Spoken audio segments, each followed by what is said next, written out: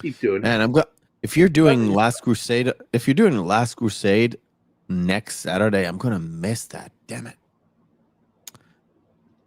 Well, it is what it is. Do we need to do it the next weekend? No, any weekend is terrible for me because I do my own show on Saturday. All right. Well, don't do it. Yep. Well, you want to Don't do it. You want to do Science Fiction Saturday anyway, Gary, so we could just as well do it on a Friday. Well, that's coming up after we finish with the Indiana Jones trilogy. So I'm going to start. And now a word from our sponsor, Gary's Wholesale Sausage Emporium. Are retail hot dog prices making you crazy? Come on down to Gary's for all your discount dog needs. Was this really the best we could do? Blue Apron passed. Okay, let's get vulnerable, Langley. Let's get sexy. First caller gets 11 feet of Gary's signature summer sausage. Blue Apron passed. You don't want Blue Apron as a sponsor. Fucking. I don't even know what Blue Apron is. It's a food service that they bring you sort of groceries and you have to cook them yourself according to their recipes. Dude, just go online on Google, build a recipe list for 7 days, see how many vegetables, groceries you need, and just go and buy them. Go groceries get them yourself or DoorDash them. Groceries last for a week, and just if you know how to cook, then just cook. If you don't know how to cook at all, Blue Apron will not help you. Ain't no fucking way. Sorry. By the way, Blue Apron does not help you. Says hi to you, Mephisto. Hello, Snortopoopas and Gambit. I've seen you guys in the chat. Afternoon, guys. Just to let you know, it is Anima's birthday today. She turns 29 again. Yeah. And Gambit, you are free to guess how many times I've been turning 29 now. So let's see how close you get. Because I've dated myself before, so you should know. I dated myself once, but I wouldn't put out. Were you a cheap date, Gary? That was a terrible date. I would not put out. Wouldn't do anything. Did you buy yourself a nice little juicy steak or two? I'm like, Wendy's value menu? Oh, and you think we're going to have sex? Damn. No, not happening tonight. Damn, Gary. No, he bought himself a steak and then the other Gary ate it. That's what happened. Yeah, the other Gary ate it. Hey, D-Bud's here too, by the way. Good to see you, buddy. Hey, hi, D-Bud. Tom Baker is here and Gambit. Anybody else? Is that it? We get everybody? Pretty much. That's all. Anyway, it's a quiet Friday. My kids forced me when we were in the States. They forced me to go in every single bar joint. So we had to go into Burger King. We had to go into Wendy's. We had to go into KFC. All that stuff. Oh God, I'm so sorry. Burger King and Wendy's can go and burn in a pile of trash. Holy shit! Which one in Wendy's? Burger King. Burger King, yeah. Especially Burger King. Yeah. Burger Bing, as we called it when we were young. Let's go to Burger Bing. No, thank you. So, as far as the best fast food, I still think Carl's Jr. is probably the fast food is a contradiction. Best fast food restaurant in the U.S. Brought to you by Carl's Jr. They're attached. Carl's Jr. is attached to Hardee's. They're owned by the same main company. So Carl's Jr. is pretty much out west, and then Midwest to east is Hardee's. But what they started doing was having what's referred to as the Star Burgers. And that means you get some of the really awesome burgers that you get at Carl's Jr. now at Hardee's. So I think they're probably the best. They're the most expensive fast food restaurant, too. But they use Angus beef. And I think it's worth it. Brought to you by Carl's Jr.'s. Hell yeah, Carl's Jr. I only know about that place just because of the Idiocracy.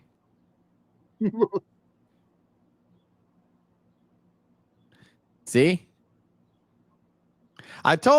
Gary, I told Anima before. It's like you can rant away about airplane, you know, but do the people enjoy it when you say what you say? And yes. Do you get paid? Yes. Just have a Coke and a smile and shut the fuck up. Yeah, Coke and smile and shut the fuck up. And these two didn't get it because nobody actually watches Eddie Murphy anymore. I still do. I love Eddie Murphy. Old Eddie Murphy is best Eddie Murphy. Yeah, I like his first Eddie Murphy Comedian. That was a great album. That's where you get the whole poop on a stick. McDonald's. Yeah, and you get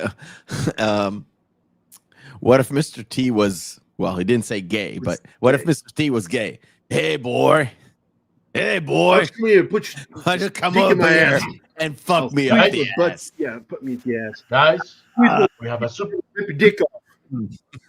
we have a very special super chat from Devon Martin, $5, saying happy birthday, Anima.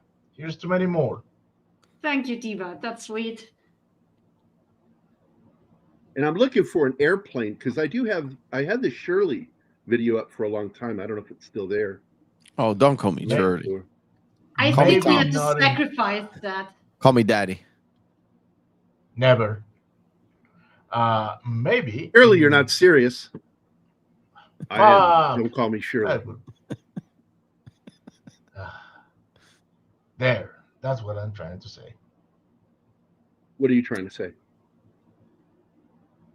By the way, I I'm always in English, prefer I suppose. Oh, here's a backdoor for it. So, boom. I've got to go to the airport. You can let yourself out the back door. There's juice in the refrigerator.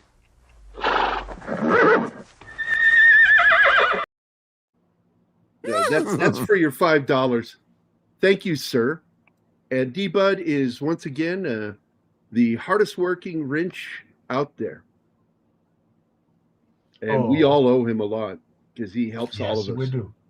And we have another super chat, this time from that person who shall not be named. Oh, I've got to talk gay for 5 minutes. Well, I'm only going to do it for this one time. One time only, just for you, Tim. So and we have his video. Here we go. Some pictures of civilian casualties. Fuck you, Tim. So there was like much better. So I got given this today. It's a mix, and they say it's lemon flavor, but I've never heard of a gallon enema with a flavor. I'm gonna stick this whole thing up my butt.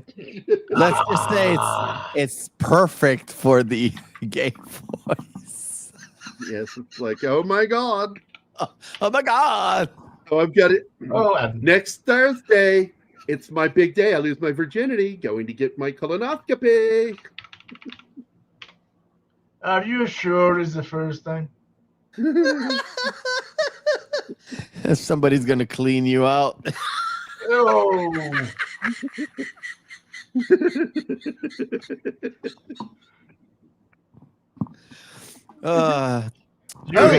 Con is here. Did I ever say I enjoy being here?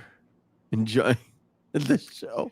But you keep coming back, so it's either that or you're a masochist. I can go away if you want. She's saying that either you really like coming here or you're a masochist.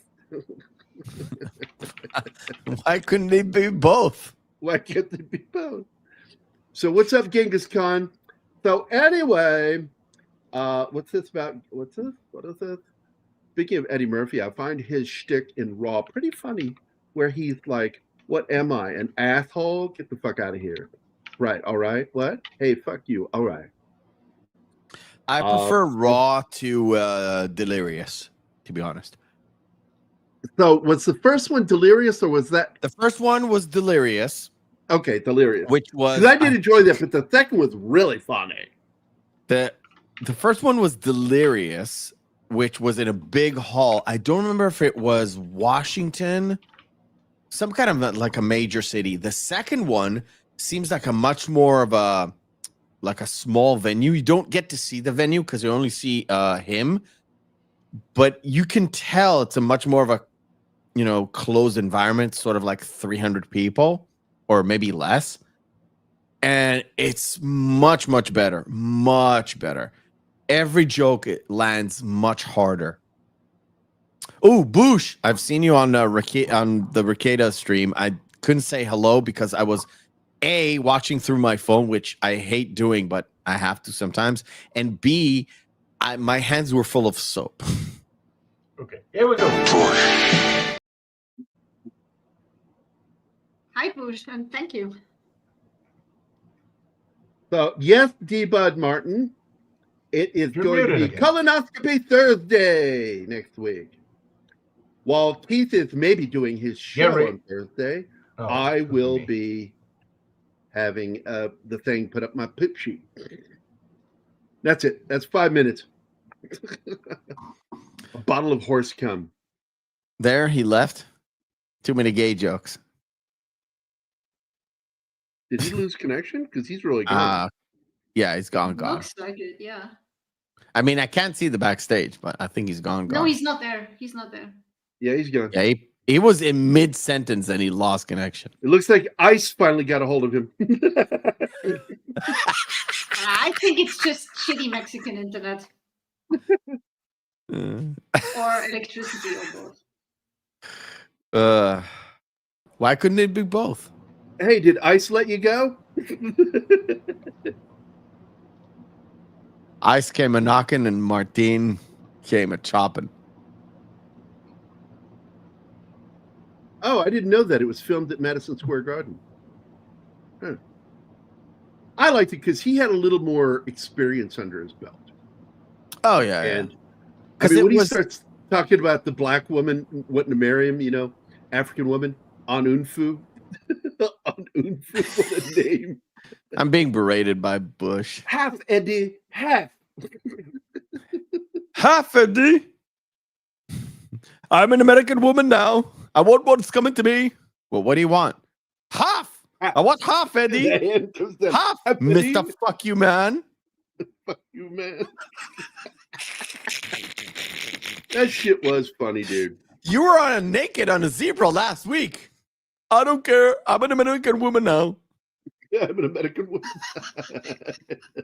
Then I'll be on the cover of Jet magazine like this. Well, they're not doing regular anesthesia. They're going to knock me out. They're going to give really? me propofol, the same shit that killed Michael Jackson.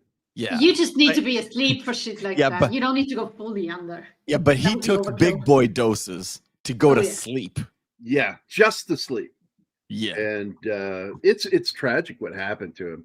Yeah. And we will never know for sure if he diddled kids or not. We never will. You But know I said, what? does that really impact the music? Do No. you know what's crazy? When the first allegation came in, I think it was right after he finished his Dangerous tour. And I'll tell you why I remembered it so vividly.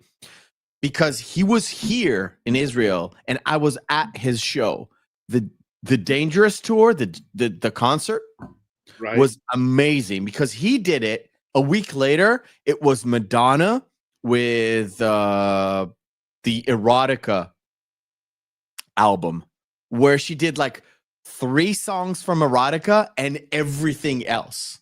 So her show was really like highlights and his show was like the Dangerous album, which was black and white. And when he turned a little bit more white than he used to be.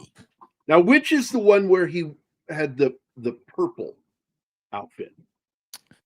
Raw. You mean Eddie Murphy, right? Yeah. That's Raw. Yeah, that's my favorite to this That's day. my favorite. So yeah, that's the second. He only did 2 Yo, man, big he is major specials. Because that's where he's talking about like Mr. T's looking for him, and then like somebody says, "Yo, man, Michael Jackson's looking for him." Like, wait, what? Who gives a shit? Yeah, I can fuck up Mike. He doesn't weigh but $105. I'll fuck up Mike all day. Yeah. And then it turned into a party, and then Mike was come looking for me. I heard you did some jokes about me. I'm gonna shove up this glove up your ass. Don't keep fucking with me.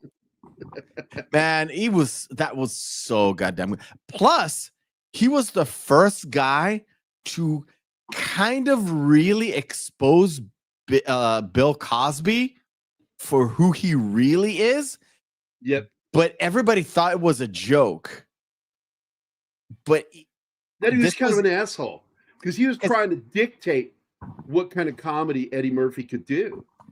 And so he went to Richard Pryor, and he does a perfect Richard Pryor impression. But yeah, Bill Cosby, fuck that motherfucker. And jello eating motherfucker. It was sort of like the first time I thought, was like, really? You're going into Bill Cosby? It's like from the Cosby Show? It was like the biggest show at the time. And did you not hear what I said? Like I think I talked to you about this Wednesday when I talked about Angel Heart and the whole Lisa Bonet thing.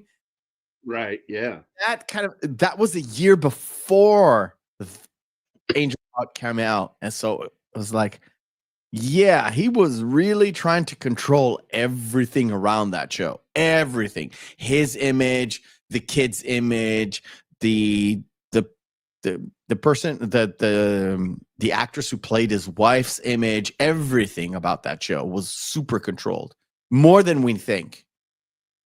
Yep. By the way, that was the funny part right there. I heard you did some jokes about me. No, I didn't. Maybe you did. That's the Mr. T thing. Told me a lie. Yeah. Yeah. I'm going to beat up the fool with them. Told me them lies. And by the way, why did Michael Jackson have a deeper speaking voice when he was a child? He had a deep speaking voice as an adult. People didn't know that. And you can actually go on YouTube and find videos where he was not aware he was being recorded. And he started talking to people with his normal fucking voice. And it's so different. Hey, Janet. Hi. Speaking about Michael, and here's Janet. Not the same Janet. Yeah, Michael and Janet together again.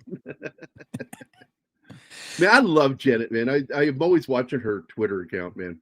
So anyway, going back to the Dangerous tour, after he finished here, I think here was one of the last shows, not the last, but one of the last shows.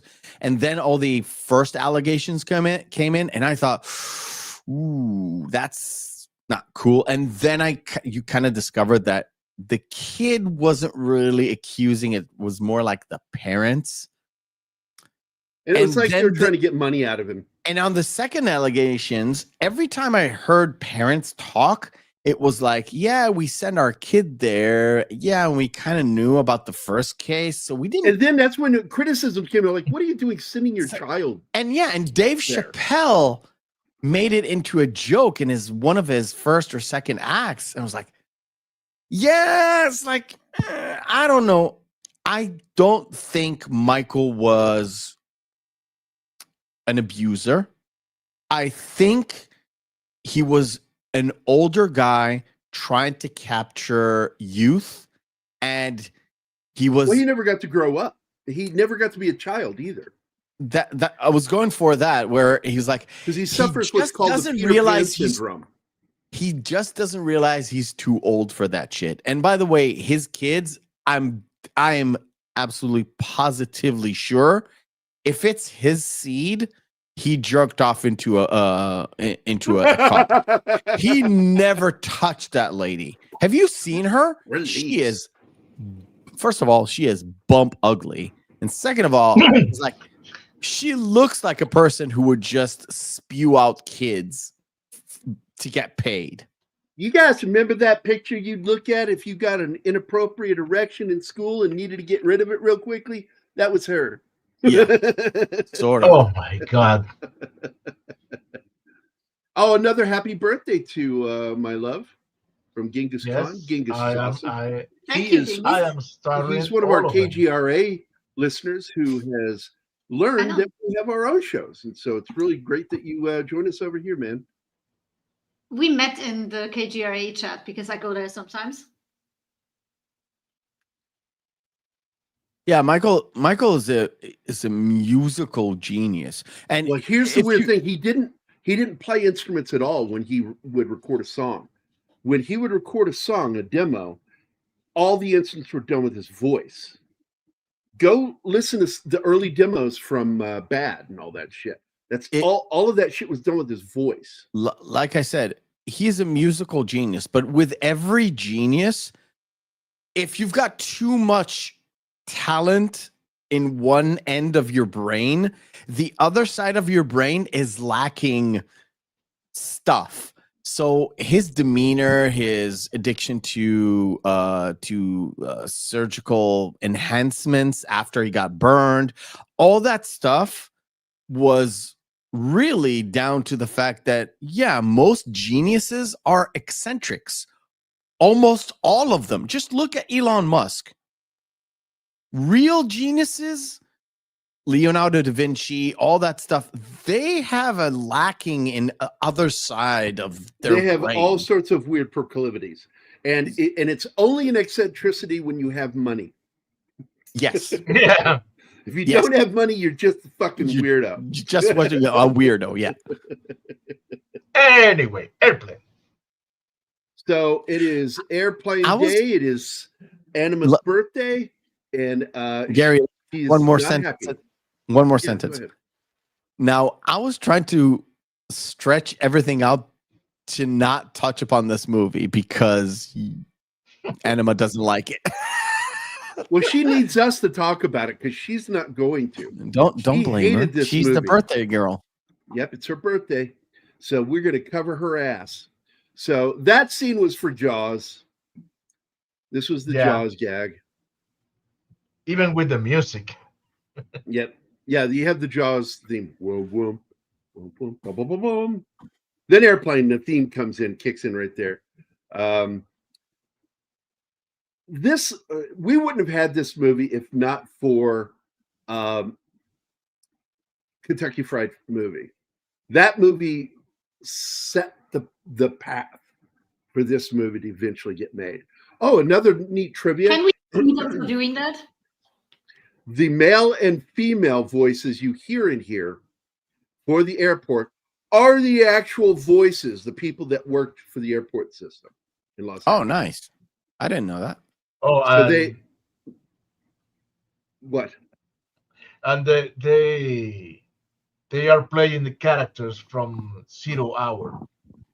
The pilot and the stewardess that were having an affair and she was pregnant. Those characters are the one who are giving the instructions to the people through the. There's no standing in the out of it. By the way, I want to point out Elmer Bernstein did the music to this, and it's a great soundtrack. It's your typical 1950s to early 60s kind of soundtrack for a disaster film. And this movie is basically a shot-for-shot remake of 0 Hour with one of my favorite actors. The guy was like really big in the 1940s. And his career, he struggled a little bit in the 50s. He did movies like Laura, one of the greatest noir films of all time. And he was also in the Years of Our Lives, was one of the best veteran films ever made.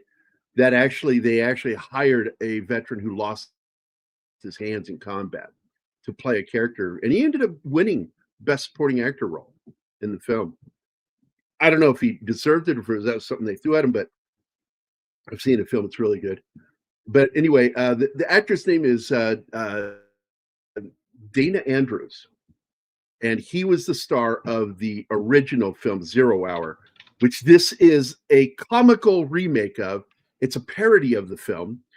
Like I said, it's almost a shot-for-shot remake of it. And what they do is they just take those scenes and they just exaggerate it in a very weird, funny way. So they use the same lines. The same dialogue. A lot of the same dialogue is in there. A lot of the same dialogue is in there.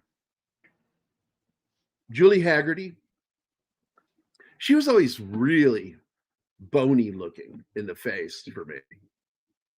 But she was kind of pretty. She was doe-eyed. And she was really good with comedy. Yes, Elmer Bernstein was John Williams' mentor. And we have Chandler Hammerschlag. And by the way, one of my favorite moments in this film is when they call and get Robert, I forgot his name, his last name, Robert, from the Unsolved Mysteries show. Anyway, they get him to come to the airport and he beats the shit out of all the Hare Krishnas. And if you don't recognize that, that's Joe Isuzu. Anybody that was alive in the 90s knows who Joe Isuzu is. Anyway, this is the film that gave him his big break. He plays one of the Hare Krishnas. Have you heard of our Lord Hare Krishna?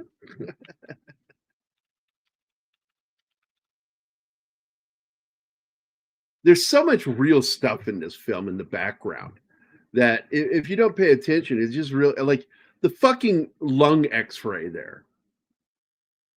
I think that escaped me the first time I saw it. I was so caught up in what was happening in the forward screen. I missed that there was an x-ray of some guy's lungs on the screen. Oh, this is it. This is where the two voices begin to argue about their relationship falling apart, and the abortion and the affair is fucking crazy.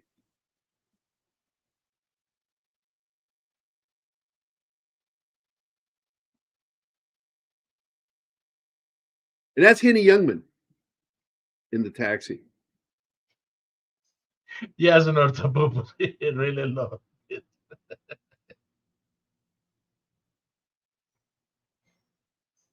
Yeah, Roger Victor, over. What? I also love that scene where Kareem Abdul-Jabbar loses his shit on the kid. He says, "Hey, kid, you tell your dad you tried chasing Julius Erving up and down that court for 4 quarters. See how he fucking does." I love that scene. Yeah, this is from Airport. Yeah, that's from Airport. Footage.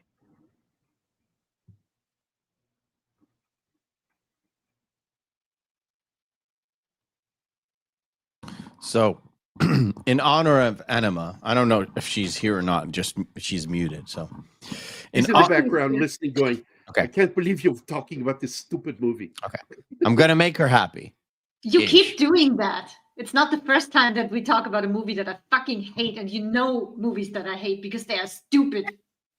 And I try to avoid them, but sometimes I can't avoid them because they're fucking classics.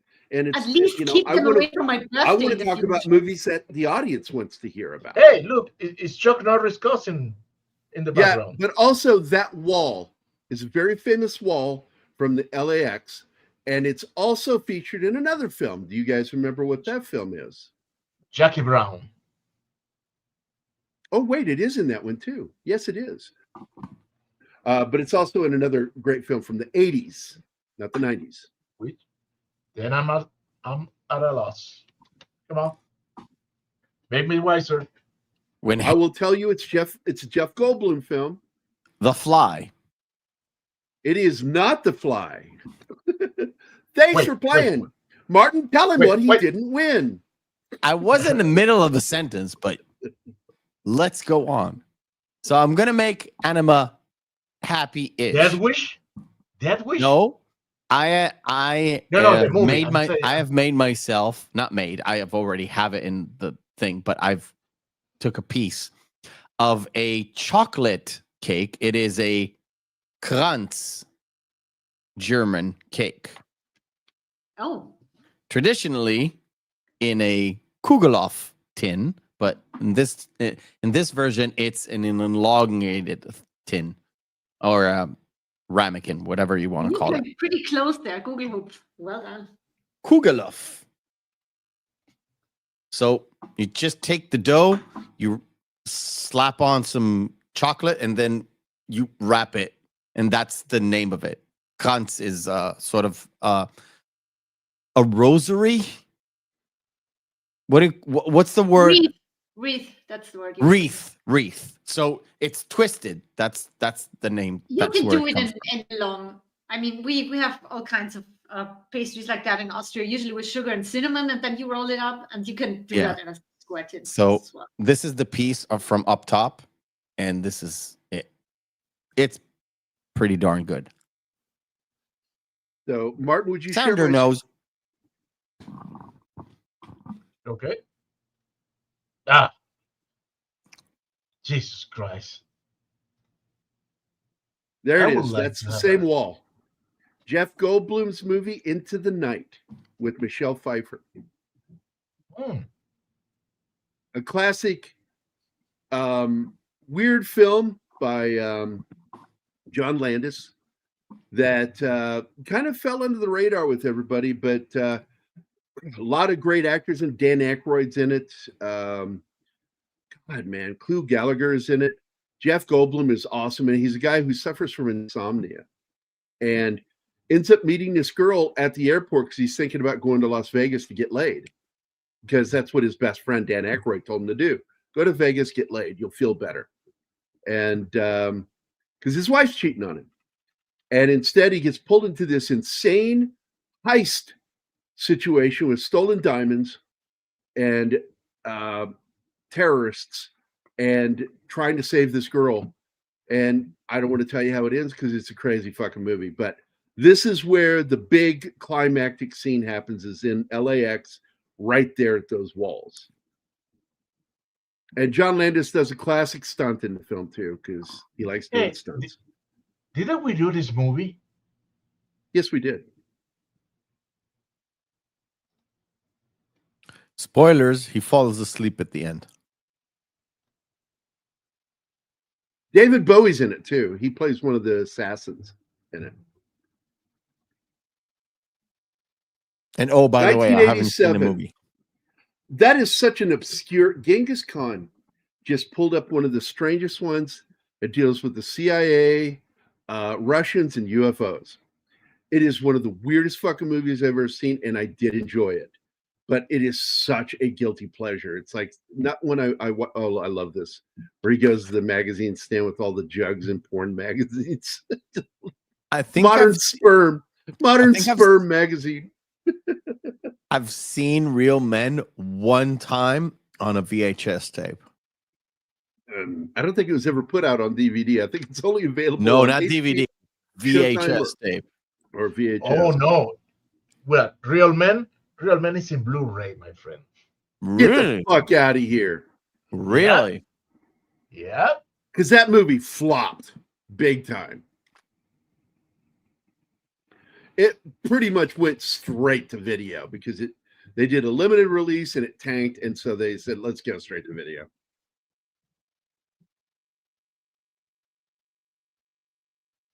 Oh, we have Reed. Ray, what's up, man?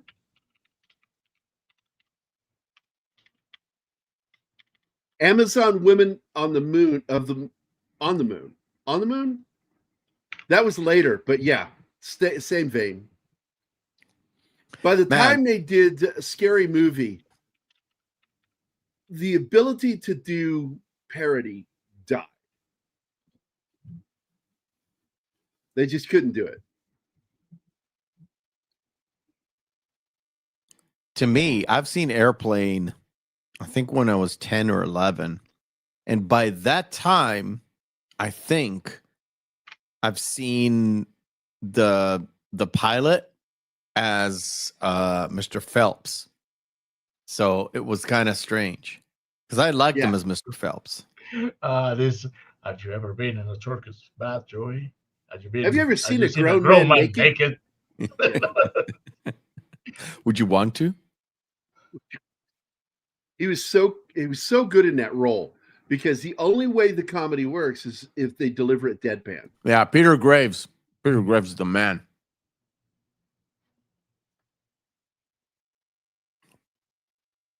One of the funny things for me, I never knew just how funny Leslie Nielsen could be until I watched an outtake from Creepshow. And they had Neither an did outtake where he. Well, he's standing there and he's got a pistol on Ted Danson, and suddenly this airline goes over and kills the shot. And he turns with that blank gun and just starts shooting at the airplane as it's going by. And it cracked me up. I'm like, that's fucking funny. Like he's trying to shoot the plane down. I think Airplane is sort of that role that made Leslie Nielsen into a comedic actor rather than sort of like the actor He never that he did was. comedy before that. He was always drama, thrillers, shit like Yeah. that. By the way, this is one of the best gags in the film where he does the windows and then he checks the oil under the hood. No. God, it's fucking nuts.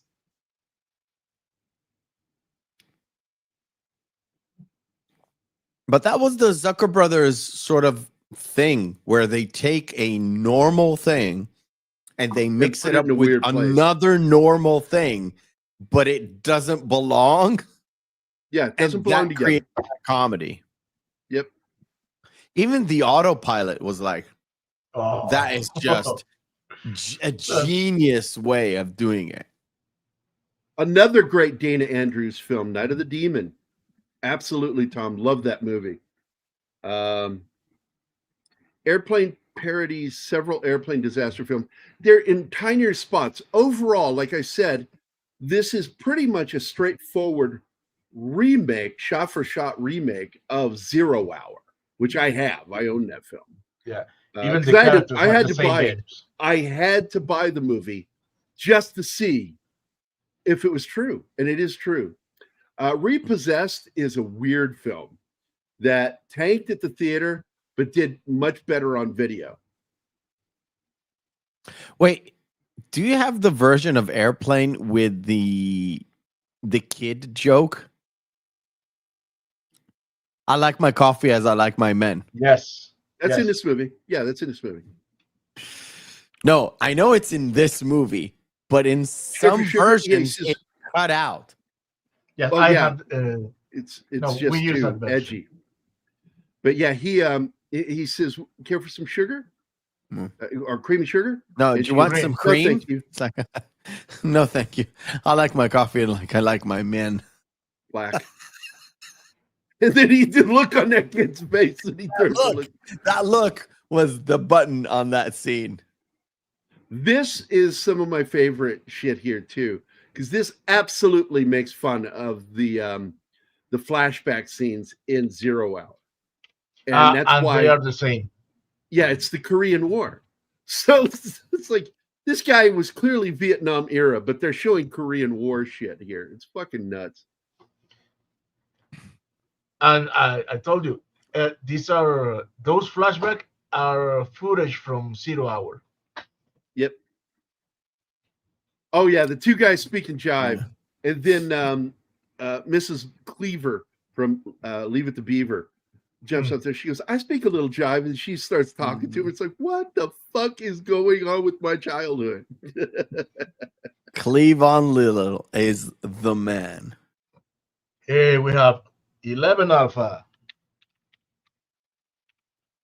I've seen it, Alpha. I own it. Have you guys done Blazing Saddles before? Oh Not yeah, yet. Yeah. No, we haven't done it. yeah, we did. Oh, but we watched it, Gary. I don't know if I thought we did it. we watched it. No. I don't think we talked Now about that it. one she enjoyed. Because that's a good movie. Shut up. Those are the top silly shit that nobody finds funny who's over 5 years old. This woman here was in so much television and movies when I was a kid. And she begins to like waste away and die. He keeps going on and on about all this shit with his relationship. Even I remember her. She was in like loads of TV shows, movies as a bit actress. So like, we need an old lady. Well, we've got 5 you can pick from. And it's those 5. And she's one of those 5. Hey, Regis is here. Hey, Regis. Call him Reggie. Reggie. Yo, Reg, what's up? Yo, Reg. And this is from the movie too. And it's also in another airplane movie or airport movie with a girl. Oh, this is great. They're acting like it's a train. Yeah.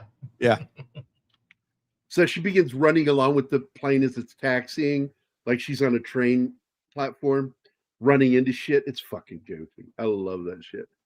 I love you. I'll write you when I get there. More message from to Anima. Oh, I did German. Thank you. Thank God for Google. Yeah, I'm assuming it's Google Translate because it has a letter where it shouldn't be, but I appreciate the effort. Yeah, his wife is going, Regis, hey you. Regis was only born yesterday. He's a baby. So yesterday was your birthday? Happy birthday then to you. I took it literal as that he was just born yesterday.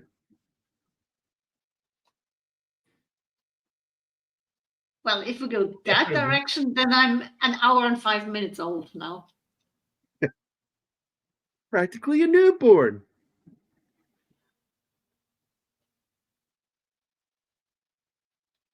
Yeah, loves that scene. Yeah, I know. Roger. Huh? Over? What? We have Clarence. Yeah, you played me that cockpit scene and it annoyed the shit out of me. Yeah. And then you set up the movie and don't even watch it with me, and I have to watch it on my own, and I couldn't even get through it. Let me tell you, I don't usually like that kind of joke, but this time I freaking love it. Nun's life. Oh my God.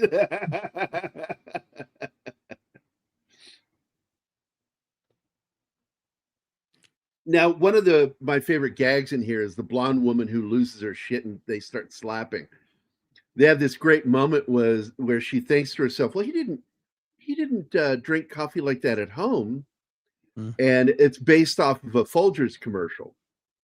And so when they cast the part, they told her, well, we're looking for the girl, someone that could be like the girl from the commercial. And little did they know, she is the girl from the Folgers commercial. So she's doing a parody of herself. And I thought that was funny. How about Jewish shoes, sports shoes?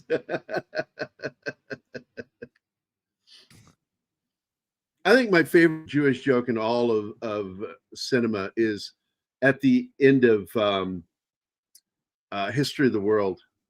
And Jews in space? Yeah, Jews in space. Fucking kills me. Jews in space. I'm like, Me Jesus too. Christ. Mel It's not my favorite joke from that movie, though. No, there's tons of great movies, but that overall, No. That sticks with me more than anything from that film. If you take the jokes from that movie, my favorite one was Moses coming down with the tablets. God gave me these 15. 15. And then breaks it and goes, 10 commandments. That's awesome. It's my favorite one. It made it into my intro this year.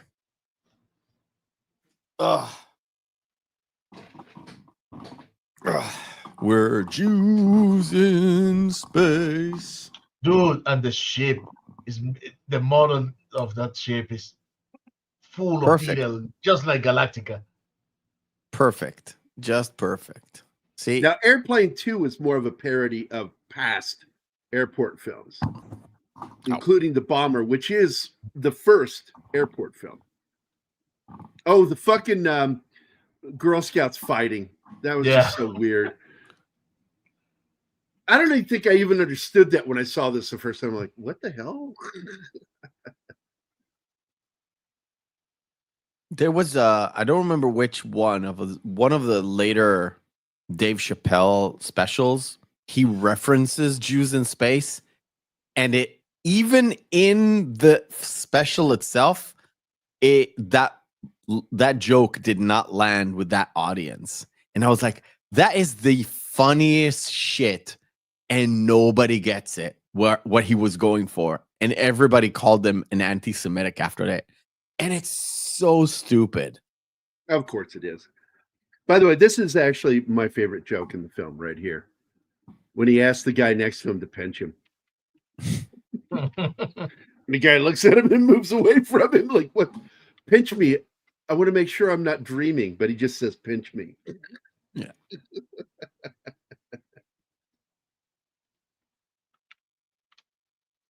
I make sure I wasn't dreaming. To make sure I wasn't dreaming, I asked the guy next to me to pinch me. It's like, what? And for some reason, this scene reminds me of Tales of the Gold Monkey. Because that reminded me of the bar from the movie or from the series. Yeah, Staying Alive.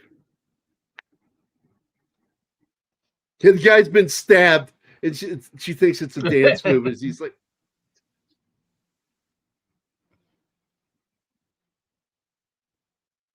oh, by the way, you'll enjoy what I said to my daughter today. So Zoe's like going out on a date tonight after work. And she says he came over last night and the dog, Willow, doesn't like men, but really liked him. And I said, and what does that tell you? She goes, well, it tells me that she likes him. I said, no, that she doesn't sense a man with him. And she's like, oh, Dad, being a jerk.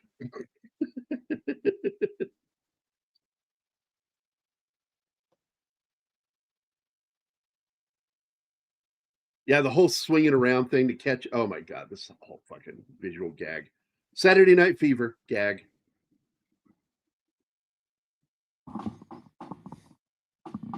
Just stay alive. Yes. No. Thinking falsetto, the Bee Gees. Yeah, right, Snort? My daughter wouldn't listen to me. She goes, oh, Dad, you're being a jerk. And I went, no, the dog has a problem with men, but has no trouble with him.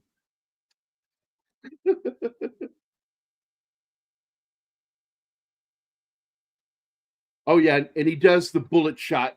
Yeah. Finger to the sky. I hated both those movies too, Sander. Not a fan. You're not alone. It's like, yes, they came out when I was a kid.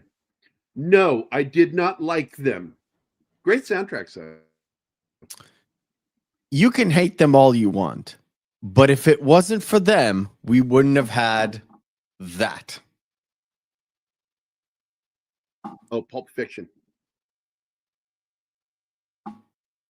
At least not with Travolta, because he would never be cast if he didn't do that. Plus, we had that Jackrabbit Slim scene, which was done specifically for Travolta to make him look like, oh, do I have to dance again? God damn it! And he does a really cool dance scene. Yes, I do like that exactly. Pulp Fiction. But he has like that. I don't want to dance. Like he and there's a lot of cameos in that scene of actors pretending to be other people, and it was fucking great. Steve Buscemi was Buddy Holly, and don't remember the rest. I hate the movie so much, and the only movie I hate more than Grease is Grease 2. Oh, Grease 2 is a dumpster fire. It is so bad. I went out with this girl on 3 dates, and I was like I'm hoping this goes somewhere, but I don't know if it's going anywhere. And then on the 3rd date, she invited me to hang out with her and her friends to do something that they like to do on the weekends. I went, what's that? So I get to the apartment, I find out it is due a fucking Grease 2 party. Fuck those people. Called her back again. Fuck those people. I was like, no fucking way. Fucking no way am I going out with you again. You're insane. Oh, there you have Here's it. that scene. Yeah. It's the Oh, same. thanks. I take it black, The like kids. my men.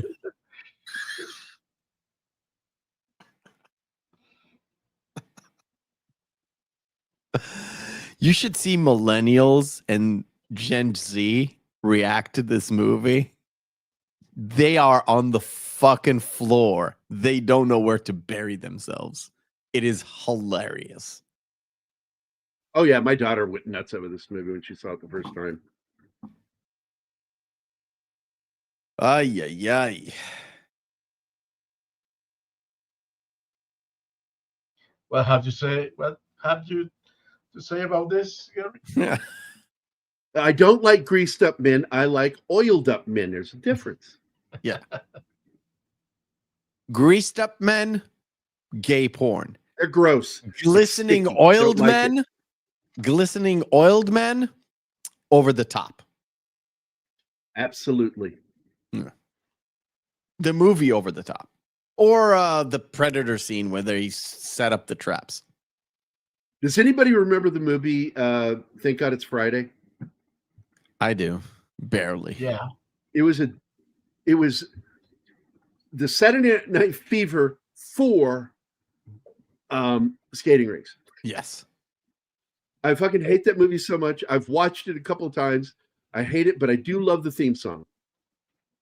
We have a super chat. Oh, our RTNC, New Zealand. Don't worry, stewardess. I speak jive. That's right. Thank you for your.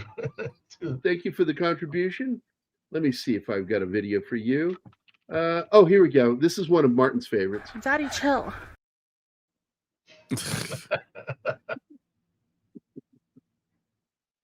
It reminds me of a situation once when I ate at a Howard Johnson's. No, not Howard Johnson. What's the other big cafe restaurant in the U.S.? Howard Johnson? Yeah, That's Hojo's used to be a thing. That's from a different movie, I think. Yeah, Howard Johnson. I remember the gag you're talking about. But no, it's Denny's. And we stopped off. It was a long road trip, and my late ex-wife and I stopped off at Denny's in Northern California, near. It's outside San Francisco. It's more closer to Marin County. And we stopped off at this Denny's, and this gigantic, monstrous behemoth of a black guy comes walking over as our waiter. And he's just a big, beefy guy, thick head, and walks over to me. And he goes, "Can I take your order tonight?" And I about fucking lost my mind. I made a snort sound. Can I talk to you for a minute? We're not ready yet. Can you come back in about 5? Oh my God. Oh my fucking God. Just this sweet little feminine voice up there. And I'm like, Jesus fucking Christ. Is that real? Is that real? I mean, do you think that's his real voice? That was him asking Alicia, like, do you think that's his real voice? If you can't fucking Moody, I'll shove this globe up your ass. All right, this is great. He says, my name is Roger Murdoch. It's not Kareem Abdul-Jabbar. It's Roger Murdoch. Well, anyway, you're my dad's favorite player, but he says, and starts digging into him with some of the shit his dad said about him on defense. You run up and down the court. The hell I don't. I love that when he goes out of character. I've been hearing that crap ever since UCLA. Tell your dad to drag Walton Lanier up and down the court. That look on that kid's face is fucking awesome. That is your moment of zen in that movie, where he is the only character in the movie who comes out of character. Yeah. He breaks the fourth wall. Not talking to the camera, though, but talking to the other character as himself. I fucking love that. And I remember, because this is one of those films that my dad and I enjoyed together. He would laugh his butt off at this movie.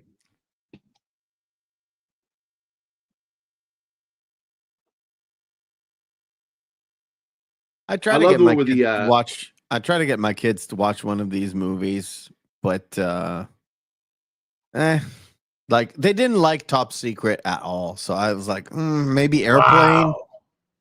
Maybe Even Airplane. Anima loved that movie. Yeah, look, What did you Top mean Secret- even, guys? Fuck you. Even Anima loved that Fuck movie. off. Top Secret is not one of my favorite Zucker Brothers. It's one of mine. Style kind of a movie. I freaking It love has it. too many song and dance in it to me. Well, the cool thing about it, see, I like that. I like the fact that it's kind of a parody of an entire genre rather than any specific films. Yeah. And I like, this scene here with the guy has STP on the back of his fucking lab coat in the hospital. I didn't I say fucking I love it. don't like it. Yeah, if you don't like that, you're a communist. My kids don't understand that humor because they don't have to understand a parody. You have to love the original, or at least have an appreciation or know the original. Otherwise, the parody does not hit the certain points. If you don't like Star Wars, you probably don't like Spaceballs either, because one parodies the other. Right. It just doesn't work if you don't like the original, or at least have some sort of a knowledge of the original. Now, it's not caught there, but he was doing that painting of a guy with his leg back behind him. Yeah. And an exploding Jeep. And then when he pulls Holding away, a you baby. see a guy, holding a baby. And you see a guy with his leg back behind his head. It's just fucking, it was a great gag. Yeah, he was down a couple of quarts.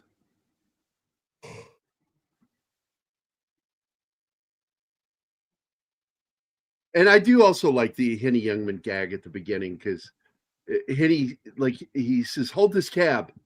And as the plane's taxiing to leave, he's still sitting there in the cab waiting for the guy to come back. It's fucking dumb, funny. He did say he was going to be back in a minute.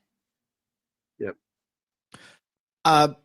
Bush, to your point, you have seen disaster movies before watching Airplane. I have never seen 0 Hour. Because those of us that watched it as kids, we just thought it was making fun of all disaster films. And it's funny for that reason. So you understand disaster films, the Airplane disaster, Airport 75, Airport 77, Airport 1980, wasn't it? And Galaxy Quest is a good movie because it can stand on its own 2 feet. Own 2 feet, exactly. It doesn't require the previous It's just film. an extra thing if you know the original. But Galaxy Quest is not a parody movie. It is just a movie as a homage to the crowd, not necessarily to the people who made Star Trek. It's a way different kind of setting, or like I said, it stands on its own 2 feet. That's why it's so good. Yeah, exactly. Plus, one of the better Star Trek movies of all time. And Top Secret was made for a generation that grew up on those kinds of movies. Poseidon Adventure, I fucking love. But, they've remade Poseidon Adventure now 2 more times. Yeah. One of them with Kurt Russell. I think I've seen the Kurt Russell one. And it was a made-for-TV movie, too. No, then definitely not. I've seen 2 versions of it. One, the original, which was it Gene Hackman or Paul Newman? That was Gene Hackman. That was Gene Hackman. And then the second one was, I don't remember who, but it's that was Michael Caine. Michael Caine? Okay. Yeah, Michael Caine. And it's called... Okay, we have the Poseidon Adventure from 1972. Beyond the Poseidon Adventure. That was the 1979. No, not sequel. I mean, I've seen a complete remake of the original. Yeah, there is a complete remake, like a modern version of Poseidon Adventure. Yeah, the theatrical one had Kurt Russell in it. And then there was another one that was also a remake that was made for TV that had Adam Baldwin, or as we refer to him, the Superior Baldwin, Rutger Hauer, Steve Guttenberg, and Brian Brown in it. And it was the made for TV remake. So, but the remake of Poseidon Adventure that was theatrical was just simply called Poseidon. And it was still 2006. Yeah, and that was Kurt Russell and an all-star cast. And it was terrible. Yeah, I've definitely seen the Kurt Russell one, which was a legit movie. I have not seen the Steve Guttenberg Kurt Russell TV plays the made Gene for Hackman TV character. movie. Yeah. Yeah, Kurt plays the Gene Hackman character. Yeah. Yeah, my first disaster film was Poseidon Adventure, and then Earthquake, and Towering Inferno. Those were the first three for me. Bush, I agree with you. You don't need to see the original to get a good laugh of a good joke. However, knowing the original can potentiate the humorous effect of the joke. I remember that film, and I hated it. You get more out of it when you know the original. You get more mileage. Yeah, I agree. And if you know the material, what they're talking about. Let's just say, Bush, or the longer you're in age apart from Airplane, and even Naked Gun is a way different kind of thing, but the farther away you are from Airplane and Top Secret and all that stuff, the less you have to connect with the movie. Let's just say that, okay? If you don't accept my theory, I still stand by my theory that in order to get full enjoyment of Airplane, you really need to watch disaster movies, essentially, just to get into the parody of it all. And I agree with you. I agree with you on that. You just get more out of it. I think you can still enjoy it, but you will enjoy it more if you know what they're making fun of. So you can still disagree for you, just so you can see that I wasn't kidding. Pull your movie down for a second so I can add something to the stage. Wait. You wait. There. Jesus Christ. We're touching today. Jesus there Christ. It is. I wasn't kidding. I own this movie. Yep. There you go. And so if you guys ever want to do a watch along with me, you let me know, let us know, and I will actually do a watch along with this movie. And I will do it over on that, whatever that website is with the game controller logo. Discord, thank you. See, you even understood that. I was trying to game controller logo. Oh, okay. Because apparently you can do it over there. You can watch it over there. Or we can probably even do it on Rumble. We could do it on Rumble. Just on Rumble. I'm going to do that for members only. We're going to do members only. And you can be a member for dirt cheap, 99 cents. And and we will do a members only over on Rumble. I love this when they clamp off her IV. Yes, the kid is dying without the whole sucked in the lips thing was so goofy.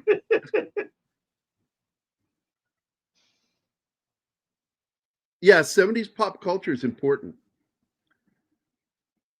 And that's why you'll notice, I think it's kind of cool the way TV shows will be based off of, the era from 2 decades ago. They'll do that shit. Like in the late 90s going into the 2000s, we had that 70s show. Before that, back in the 70s, we had Happy Days. And I think shows like that are good because you can actually introduce that culture to kids from that period. Oh my God, I love this. This is when my drinking problem started. He just pours it over his face. He can't drink. Tons of references. And what's funny is, especially when you've got Zuckerberg and the Abrams, man, they're coming at you fast sometimes. Yeah. And you'll miss them. And that's why sometimes you got to watch scenes a few times before you catch them all. Like the X-ray gag. I didn't even catch it. I kept looking at what was going on. And then I looked over and went, oh my God, that's fucking somebody's lungs.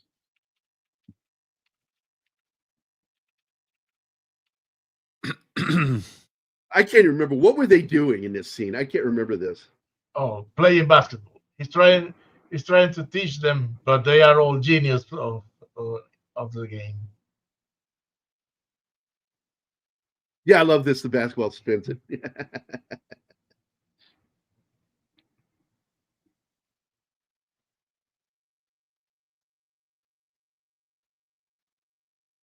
Yep, I just they made searched for Gilligan's it. Island style basketball hoop. Oh, the Tupperware party. Well, Supperware. Yeah, he was already like in his 50s. I think he was about 50 when he when he did Airplane. Who? I don't know. Leslie Nielsen. Oh, yeah, it was old. Because he went white haired early. He was white haired. Yeah, in the 60s. Maybe even you know what? Maybe even in his 40s. He was born in 26. So it would have been in his mid 40s by the time they did this. Yeah, was born in 26. Yeah, 1926. The guy is 10 years older than my dad. 26. Yeah, and exactly, Tom. He came to it late to the game. But this happens so often with certain people and actors. They have this revival because his career was waning in the 70s. He was having trouble getting regular work. His biggest work, fucking CBS, Columbo, shit like that. I love The Gods Must Be Crazy. That is just a wonderful movie. It's a comedy. Yes, I found it funny, but I think it's a wonderful movie. It's because what makes it a comedy is the narration. Because if you just watch that movie without the narration, it's just like a bunch of stuff that happens to this African guy that lives on the plains of the Serengeti. And he finds white people weird. Yeah, Bushman. Liam Neeson, and I laughed at him in Ted 2. And I didn't really like Ted 2. I liked Ted 1. I liked the first movie. Ted 2 it was a little over. But that scene with Leslie Nielsen, Liam Neeson buying the box of Trix cereal. He goes, now I'm not going to get into trouble buying this cereal, am I? Because it does say Trix is for kids, and I am clearly not a child. Oh no, but the post-credit scene with him, it was even better. But he's all beaten up, trying to return the cereal box. Oh my God! Yes, that scene. I forgot about that. Yes, this is so weird with the egg. What the fuck is he doing?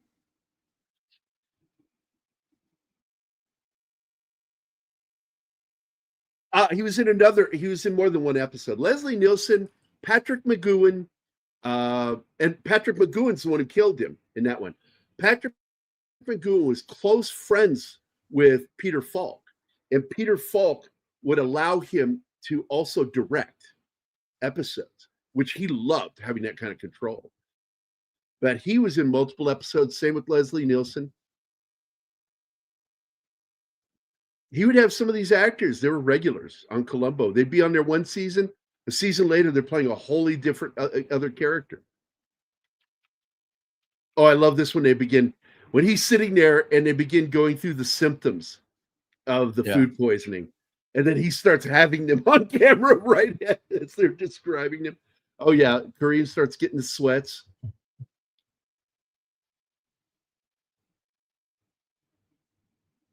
I don't think I've seen that one. Wrong is Right, 1982. I don't know that. I don't know how I would have missed the movie in '82. I saw like everything.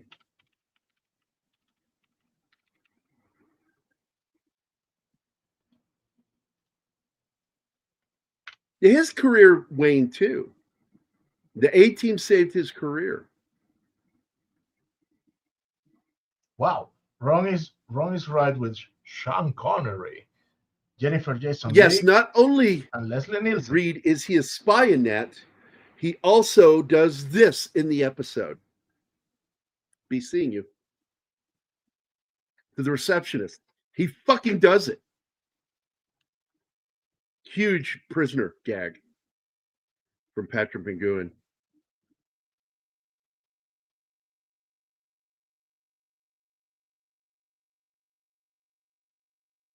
It's been years. I don't think I've seen that since the 90s.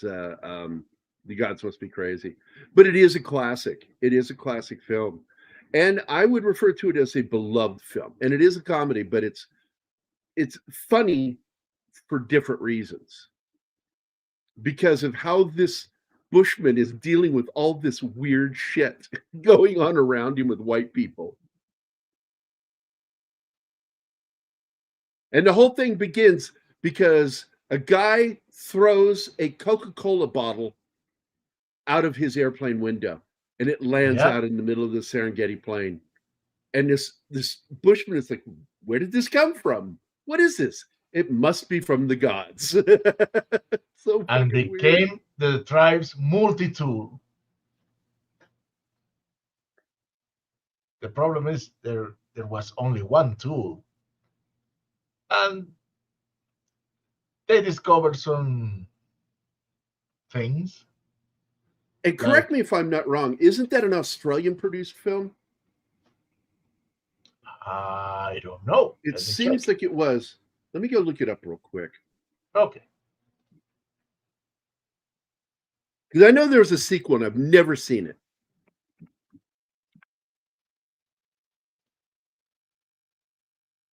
And it was just called The Gods Must Be Crazy Too. And I'm like, no, thank you. I enjoyed and loved the first film. Yeah. 1980. That was a good call, my friend. I saw the second one and was not the same.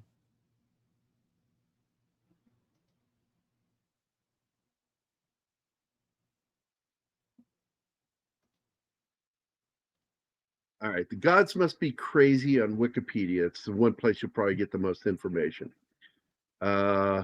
Set in South Africa. But who produced that film? It was 20th Century Fox that released it.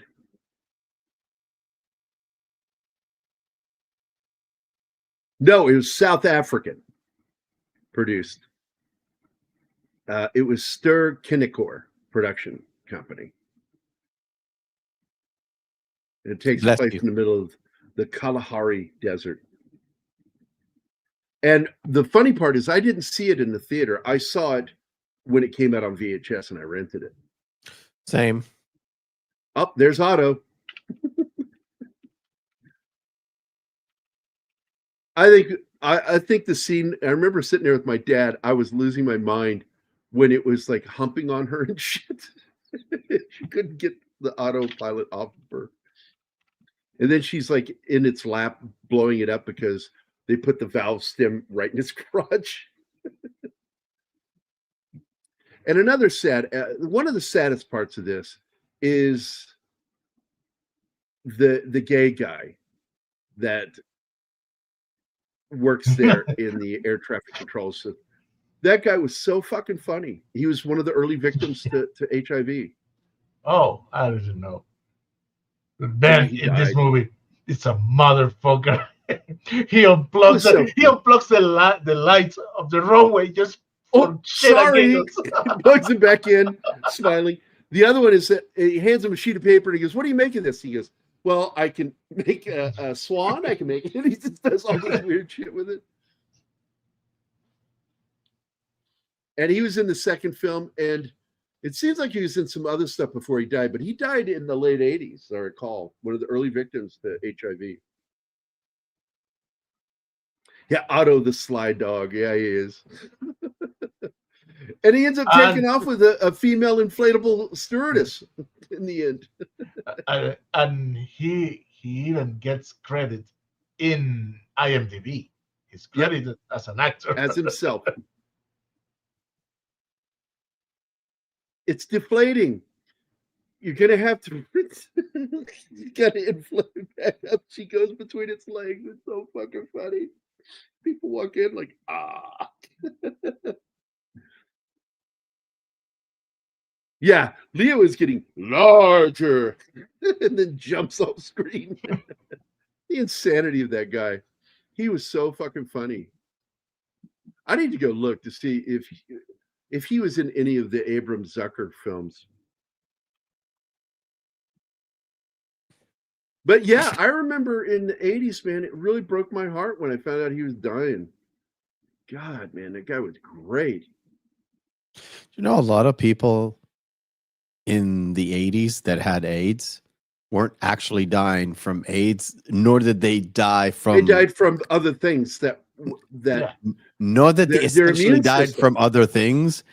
It's that goddamn TZX drug that was supposedly the miracle cure that actually made him. Who do we have to thank for that? Who do we have to thank for that? Fauci. Fauci. That's right. Which made them worse, which then made them more susceptible to flu and pneumonia. And because the thing is, ACT is not a med, it's poison. Yeah. So they were treating it like they were treating like chemotherapy, essentially. But oh well, just a couple of 100,000 gay people died.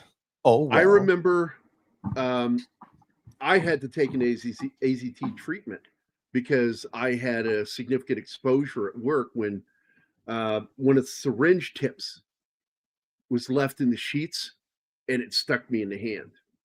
Yeah.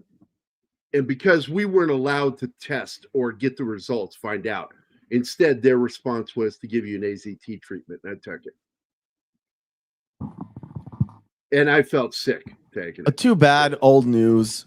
Nobody paid for it. Yeah, Fauci should have gone to prison for what he did.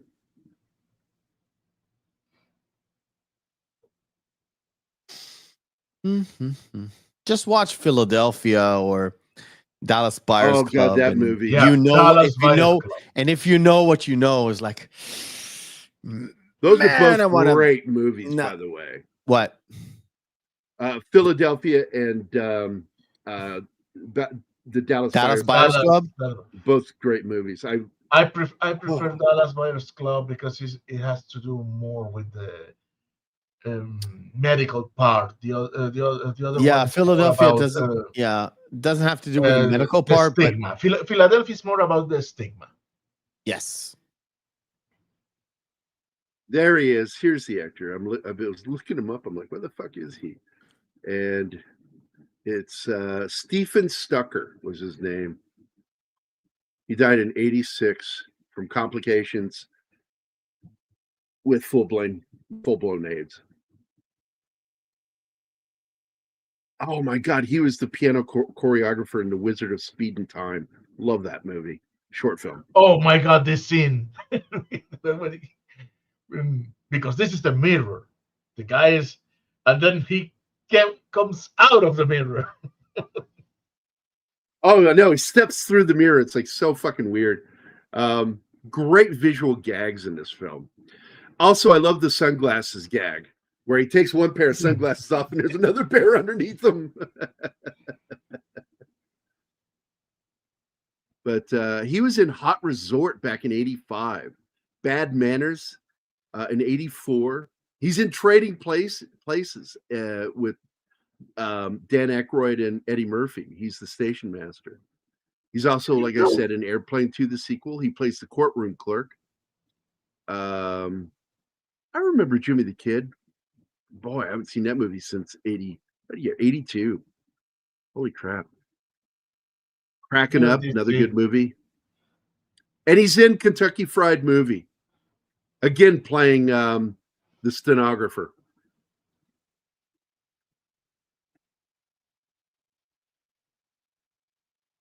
Yeah, I love this Sikh dude. He's clearly not Arab. He's been pouring gasoline on himself so he doesn't have to listen to this guy's story anymore. Yeah. Well, do you think I should go? And the Sikh, yeah, go. But then he still blows up because like he drops the match and he explodes.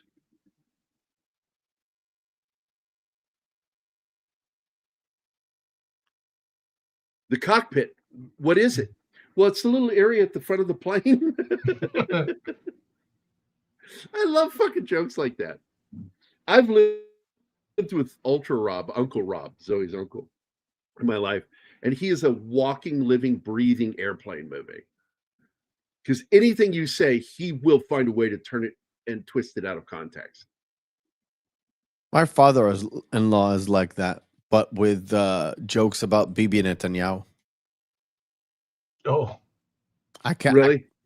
Lately, it's been really bugging me because I don't want to hear that name ever again. I'm done. And he keeps bringing it up in sort of like those fatherly jokes, those super dad jokes. And it's not even funny anymore. I was like, I can't tell him to stop because, you know, he's my father-in-law and he's a decent human being, essentially. It is what it is. Anyway, guys, I'm fading out here. I shouldn't have drank that beer. That'll teach you. No, alcohol makes me sleepy. I don't drink a lot of alcohol. But when I do, it just makes me sleepy. I drank the coffee to, sprucing it up, but ain't happening. So Anima, have a pleasant, happy birthday. And don't be annoyed with Gary so much. He's just a big dope. That's what he is. I'm a big dope. Yeah. She still loves me. I will, however, do what I normally don't do this, but if you guys want to step in an hour before Gary's show and help support my show, tomorrow we're covering the Terminator from James Cameron as a part of our the Terminator as a part of our Cyber Month, which kind of starts with anything to do with like AI and all that stuff, or AI or cybernetics gone haywire type movies. Yeah. So if you want to come in before, listening to Gary and the gang do Temple of Doom, I offer yet another a 1984 movie in the Terminator. So. Terminator. And Price of Reason is going to be a special guest. And I don't know if Anima will join us, but I'll join you. Yeah. All right. See you later, guys. Anima, do you think you might join? No. We've got a special guest, Gary. Oh. I'm excluding you. Oh, you're excluding me. Okay. All right. Anybody but Gary. Anybody. So Anima as well. No, just kidding. We're pretty much we're good, Gary. But we would love you to be in the audience to show support for about 45 minutes. It would be nice. Okay. Definitely. I'll pop in there and say you can throw information at me like furiously in the chat, which I will probably ignore. Did you know that James Cameron, before making his film, had a fake vagina that he would wear around the house? No, that's 2020 James Cameron. It's not around the house. It's outside the public. See you guys. Right. See you later. All right, buddy. Have a good night, man. Get some rest. Bye, man. So you got to read this one as Werner Herzog. Gary exists to be annoying.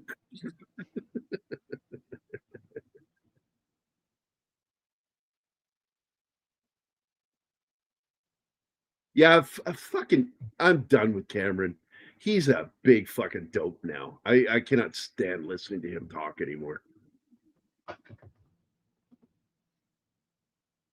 No, I never tried to. I'm never interested in what he as a person has to say. Oh, here it is. This is when they get Oh. in line, and this was an impromptu thing that they came up with. They just were going to have the one or two people do it, and then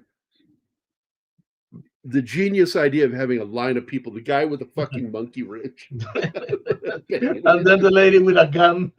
the gun, all of the last minute idea.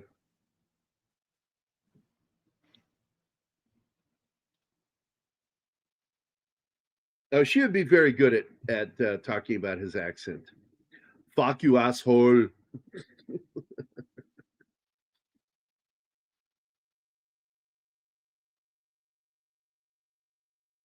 Yeah, he's the thinking man's Michael Bay. No, he's just another Michael Bay.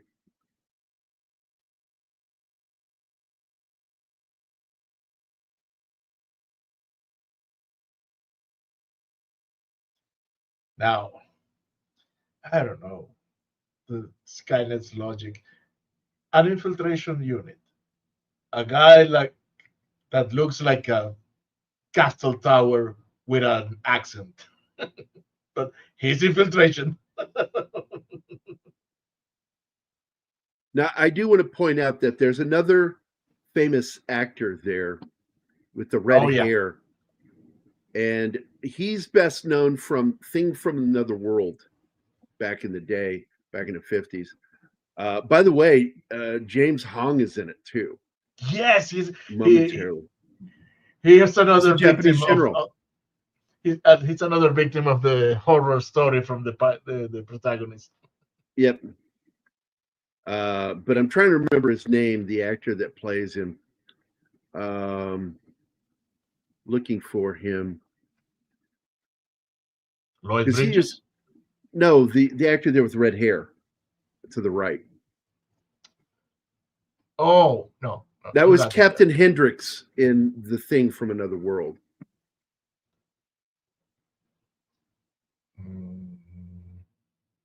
The original The Thing. Yes.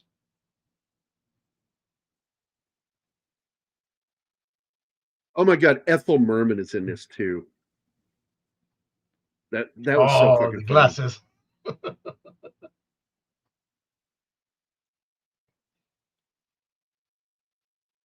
Yeah, I'm going through all the actors that like were just in bit parts in the movie.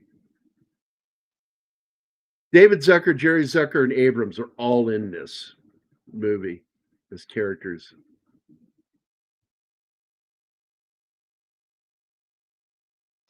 Ouch! 11 Alpha is punching. Oh yeah, it's Barbara Billingsley from Leave It to Beaver that's in this, that plays the woman that can speak jive. I can speak jive.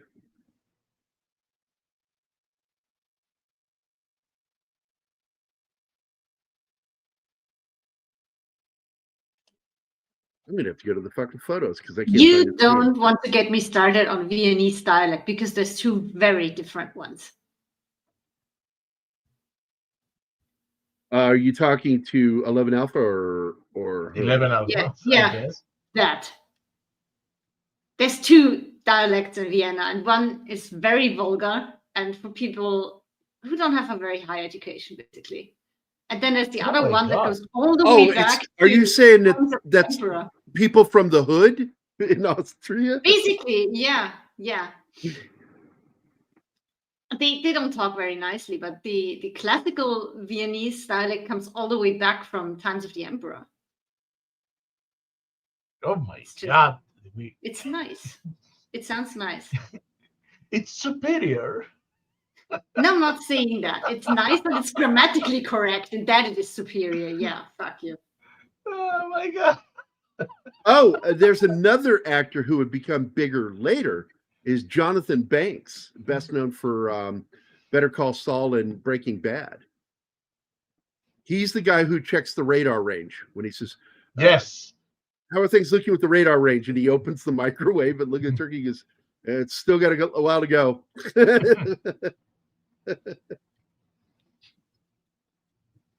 You must never land it.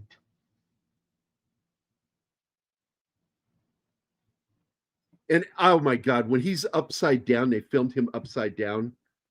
Lloyd Bridges, when he's so fucking Yeah. high from sniffing glue.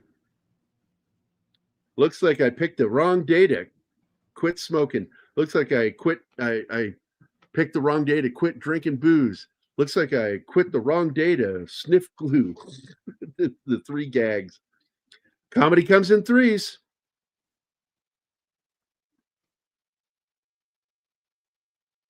Oh, and the beach scene, by the way, is of course From Here to Eternity. It's a gag on that movie. Hey, we have Todd Jones. Welcome back. What's up? Dun, dun, dun, dun, dun, We have dun. we have Todd Jones and Tom Baker, so we could make It's a not Todd Jones. unusual to be loved by anyone.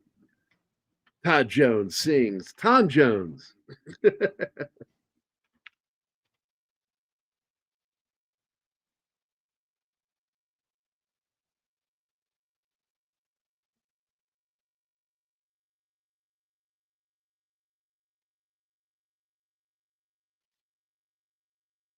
Oh, Emmanuel is here. She was here. What's that? Tom Baker wants to know where's Emmanuel. Emmanuel. Probably lurking. She was here earlier. Yeah. But Kenneth Toby Ages. is the actor that I was trying to think of the name of. And he's one of the air controllers. Well, she was here a little bit ago. Yeah. But right now, I think she's in France. He says, where's Emmanuel? In France.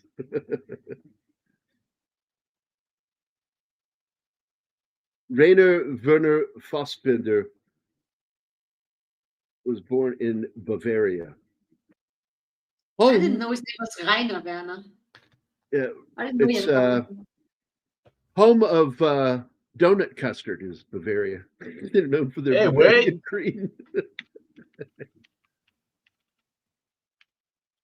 Outstanding, dude.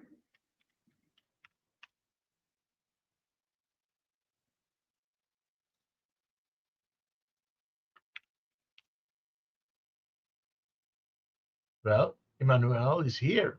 Yet I knew what you meant. I knew what you meant. or still.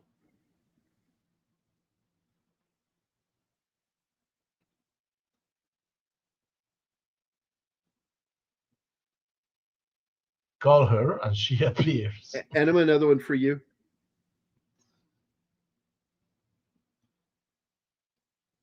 I haven't heard that too often, that language, but yeah, kind of between Dutch and German. What is Limburgish? Is it specifically to Limburg? I think it's one of the languages they speak in Luxembourg, Belgium, those kind Well, I of was just states. curious They if have it's their own like, kind of. is it like an offshoot of German or what is it? No, it's hard to describe because they do speak French in these countries, but they have other languages too, which is a European thing. It's not uncommon for a country to have two official languages. Well, he's saying Limburgish, it's between Dutch and Low German.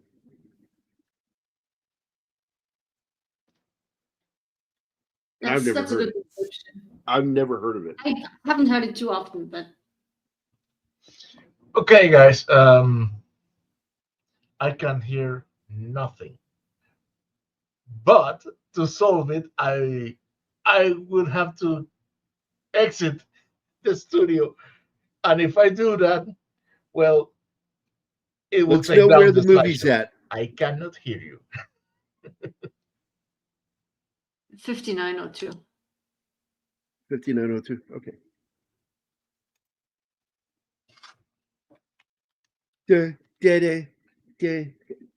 Hasselt is a it came fantastic back. Belgian town near the German border.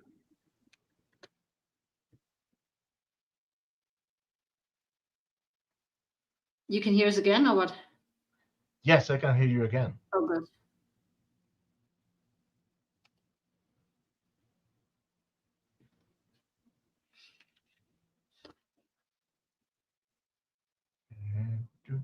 Now, Kenneth Tobey's in another sci-fi film from the 80s that I liked a lot. And I'm trying to remember the name of it. It was like Strange Invaders, but not Strange Invaders. What was that movie called? Let me find it.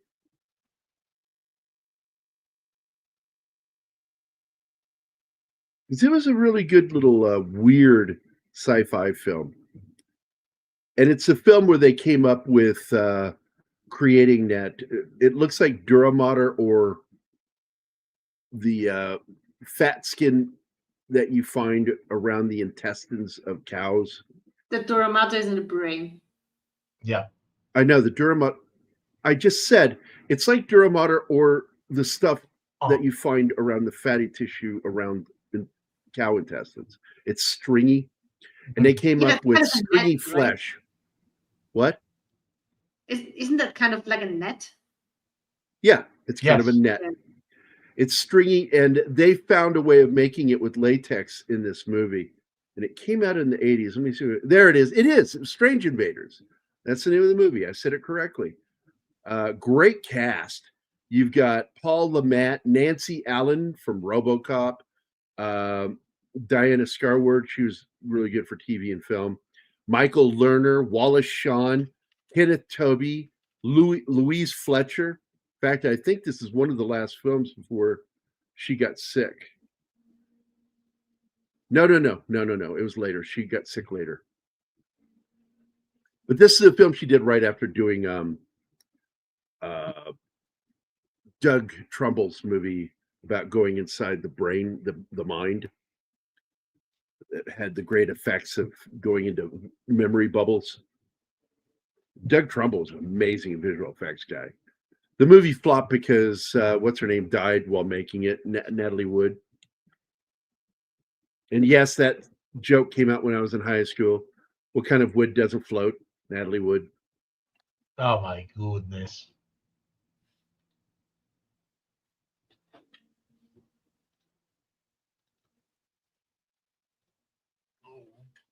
That's a film we should watch, though, dude. Strange Invaders. I got it. So. Oh, and my old friend Dan Shore's in it too.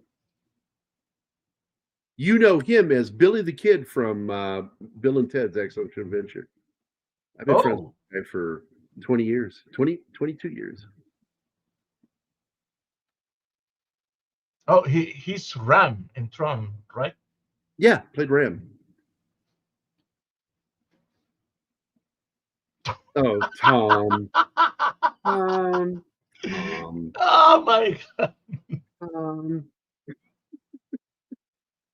Emmanuel, you got to go. All right. Good night. Bye, Emmanuel.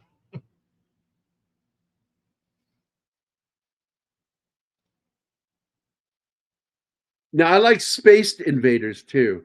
That's with the dwarf actors playing Martians. I love that movie. It had the same feel as Critters.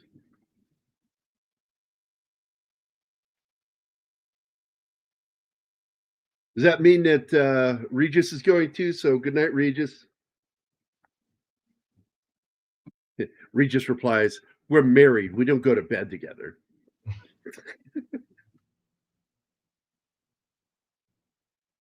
Again with the memory clips from bizarro fucking plane crashes here.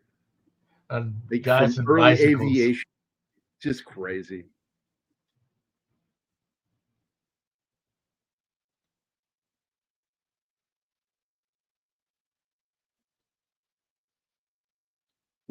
I don't know what that is. Anima, what is that? No idea. Fyssia. Frisian. Yeah, I don't know. Never heard of that. We have so many languages here. So Frisian, he says. Never heard about that. I've never heard of it. Never heard of it. I'm a language. Another Genghis Khan for another obscure great one. Terror Vision. Here's one for you, Genghis. Are you ready for this? You need to see this movie. It's called The Creature Wasn't Nice. You'll thank me for it. It's got Patrick McNee in it. It's got Cindy Williams in it. Low budget sci-fi comedy.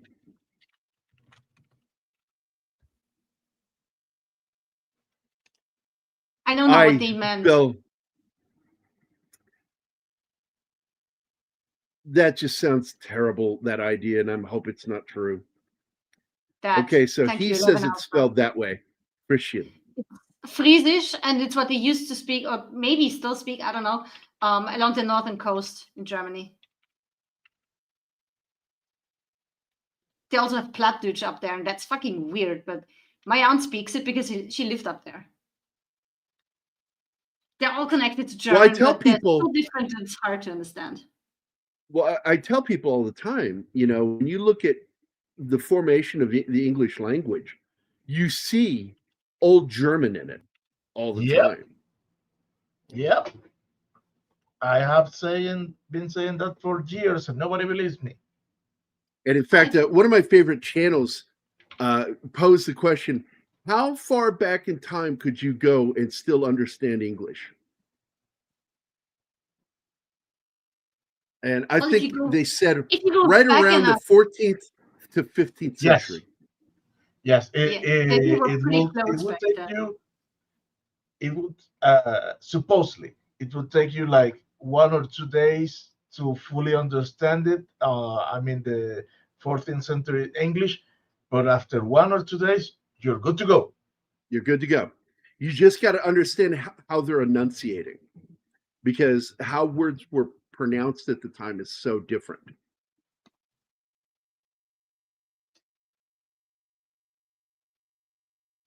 And it's still like I can hear things in German, and the translation is so straight across the board.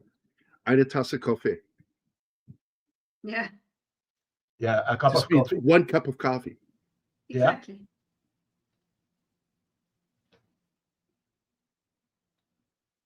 I think that the biggest problem is that in Germanic language or German, they make composite words. Yes. If you're not accustomed to it, you don't get what they say. But if you take the time and discern the 3 or 4 words that are combined into one, you need to dissect them. Yeah, but we are so used to that, and we're saying it in a speed that makes it impossible for somebody who's not a native German speaker to understand them. You need to write them down, chop them up, and then you'll understand them. Well, it's like my other problem with German is I made a joke with my dad when I was a kid. I was 16, and I came home from school, and my dad said, "Was ist los, mein Sohn?" And I replied, "Das Hund ist los, mein Papa." And he just started laughing. It's like, because I took the literal translation of los as loose, and said the dog is loose. Which is what it means. Yeah. Yeah. And so he's like, "What is up? What's happening, my son?" And I replied, "The dog is loose." And it made my dad laugh. But then I found out years later that I once again, and this is the thing that frustrates me with the German language, is the masculine feminine. That it's der Hund ist los, not das Hund ist los. It's der Hund ist los, or der Hund ist los, mein Papa. So I said it wrong, but I still made a joke that made my dad laugh. That's probably the most fucked up thing about the German language is the use of the 3 things: feminine, masculine, neutral. Of what? The use of what? The articles for nouns. Oh well, that's like old Romance language. We have that thing in which even a chair has a gender. Exactly. The thing about Latin though is they have 6 cases. At least German only has 4. Yeah, that would frustrate me. But the only other thing I ever said in German that made my dad laugh, do you remember what it was? Wasn't it that what you just said? No. That one made him laugh, but I also made him laugh one morning because there were some loud Germans in the B&B at the table next to us. I'm trying and I just turned, I leaned back towards him and I said, "Kennst du Hitler?" Which is I love nothing this. any German person would find funny. So I'm trying to forget about this one all the time. And my dad Not just looked at me because the hell's wrong with you? I You said should they're be quiet very now. careful with saying shit like that. Well, I was a kid, so what the fuck are they gonna do? Probably have to go with your dad. It's the same reaction I had in that pub in London when they were talking shit about Johnny Weissmuller as Tarzan, and I started singing the War of 1812 song, and I was really quiet singing, you know, and then I got louder and louder and louder to the point where everybody stopped what they were doing. That moment in the bar, pianist stops playing and everybody stops and stares at somebody for ordering the wrong drink. They're all staring at me as I finished that fucking song. And they stopped talking about Johnny Weissmuller after that because he was a hero of mine as a kid. I love Johnny Weissmuller. I think I was an Olympic athlete. He got to play one of the best known Tarzans in the history of playing Tarzan is Johnny Weissmuller. We have another super chat from RRTNC. Hey, guess I picked the wrong week to stop. Yeah, right. It's a great. Comedy comes in threes, and the third one is the payoff. Because the first time is smoking, second time is drinking booze, and the third one is sniffing glue, getting high, huffing. Wait a minute. In Spain, what? Not just in Spain. It's one of the very German things, like wearing socks and sandals. They get up really super early, put that towel on one of the sunbeds, and then go back to sleep. And don't get up until way past noon, but the sunbed is blocked. That's a very German thing to do, and it's hated by everybody.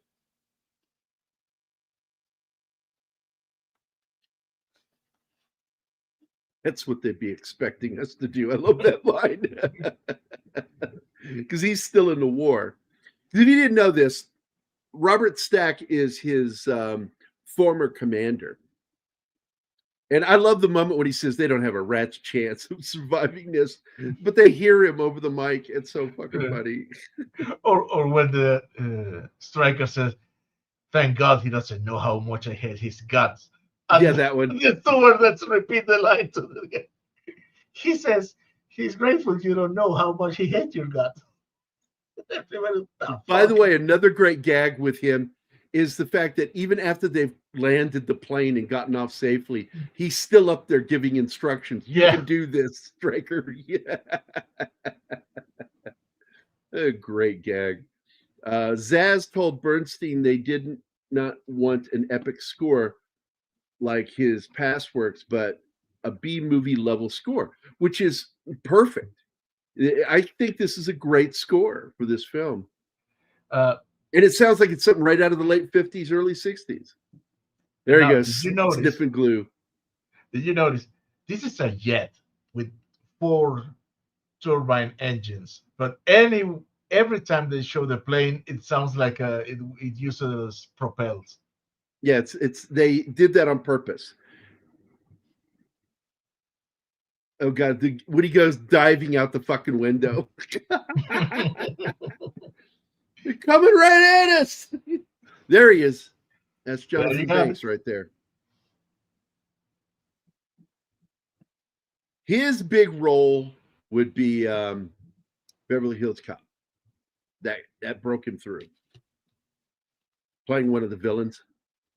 Yeah. Yeah, crash position. There he is, upside down.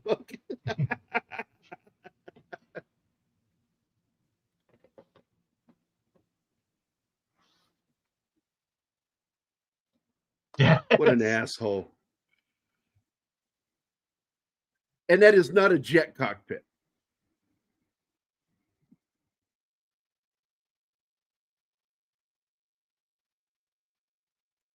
Oh, yeah.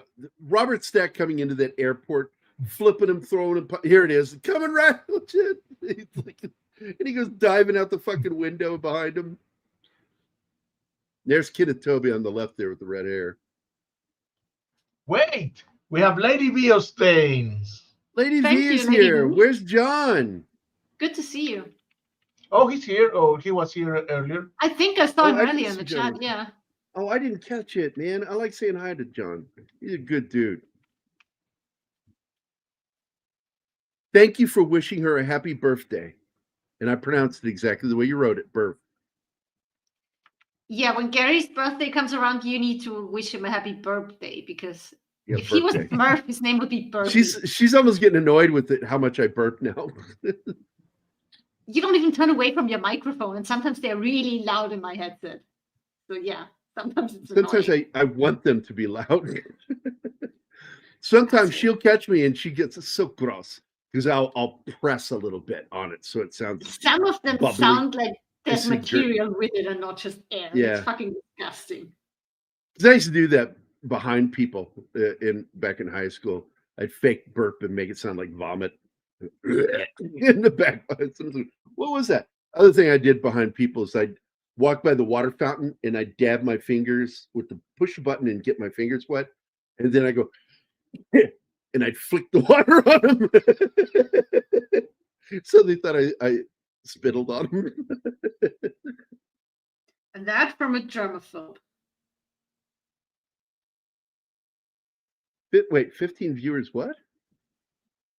Yeah, well, 15 on YouTube. I'm showing 21. Yeah, but that's because the 6 total. are on Twitter or X. Oh. Yeah.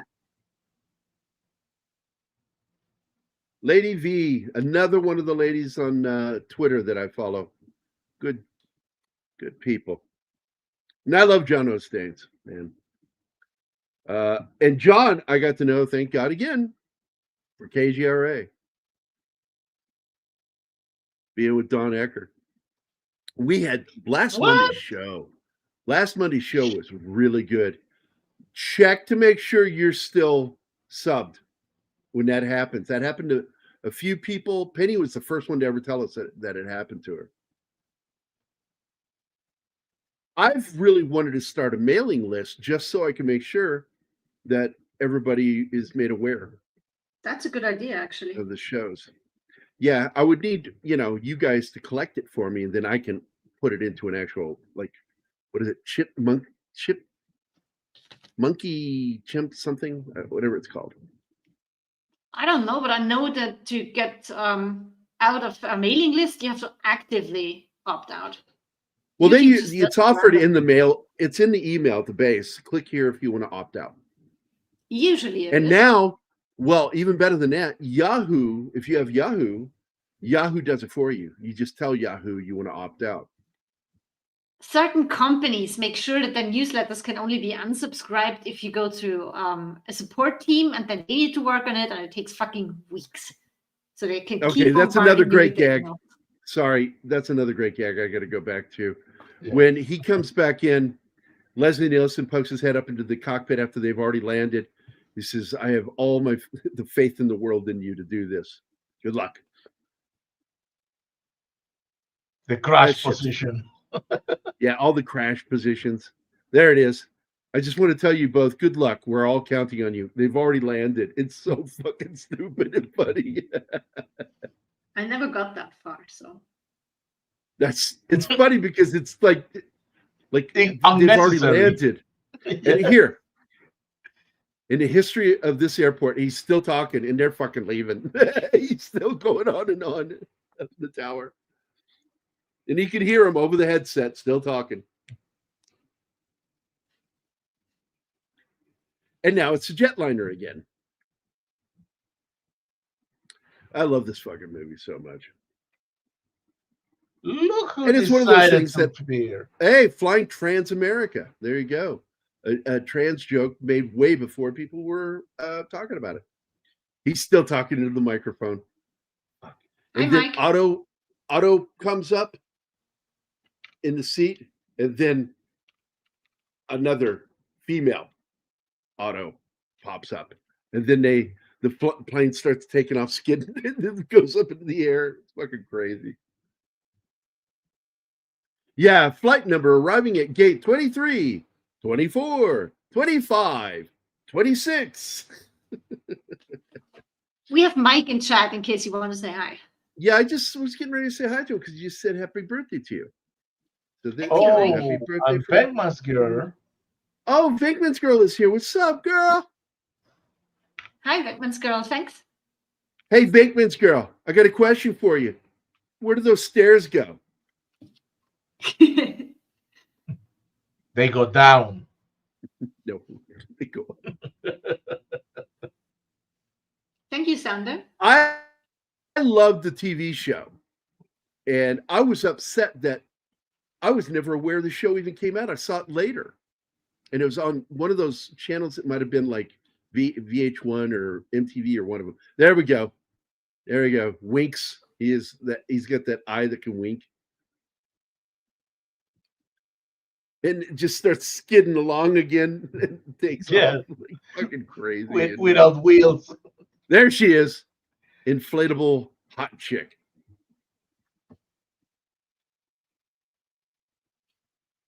Oh, Gambit says happy birthday again. Thank you, Gambit. Again, Okay, I guess. I hope I say thank you when you say happy birthday. I start every comment wishing you a happy birthday so you can go through all of them.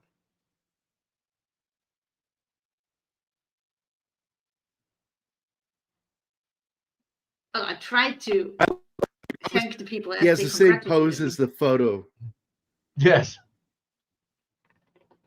And by the way, I miss the days when you would ride on airlines and they give you the fucking toy plane and wings. I would get wings, the plastic wings. Sometimes they were metal. They'd pin them on you and they'd give you a little toy version of the airline. And I don't know when they stopped doing that. I had my first flight in '88 when I was allowed to accompany my dad on tour for the first time. I was 6 years old and I didn't get anything but crayons and a paper so I could That's draw. when they stopped. It stopped in the 1980s. Lady V, they hate me enough to make me do this show about a movie that I fucking hate. They don't hate me so much that they sing to me. So no, they didn't. Oh my God! I gotta run the song. I gotta run the song. This is all your fault. This is not our fault. So you.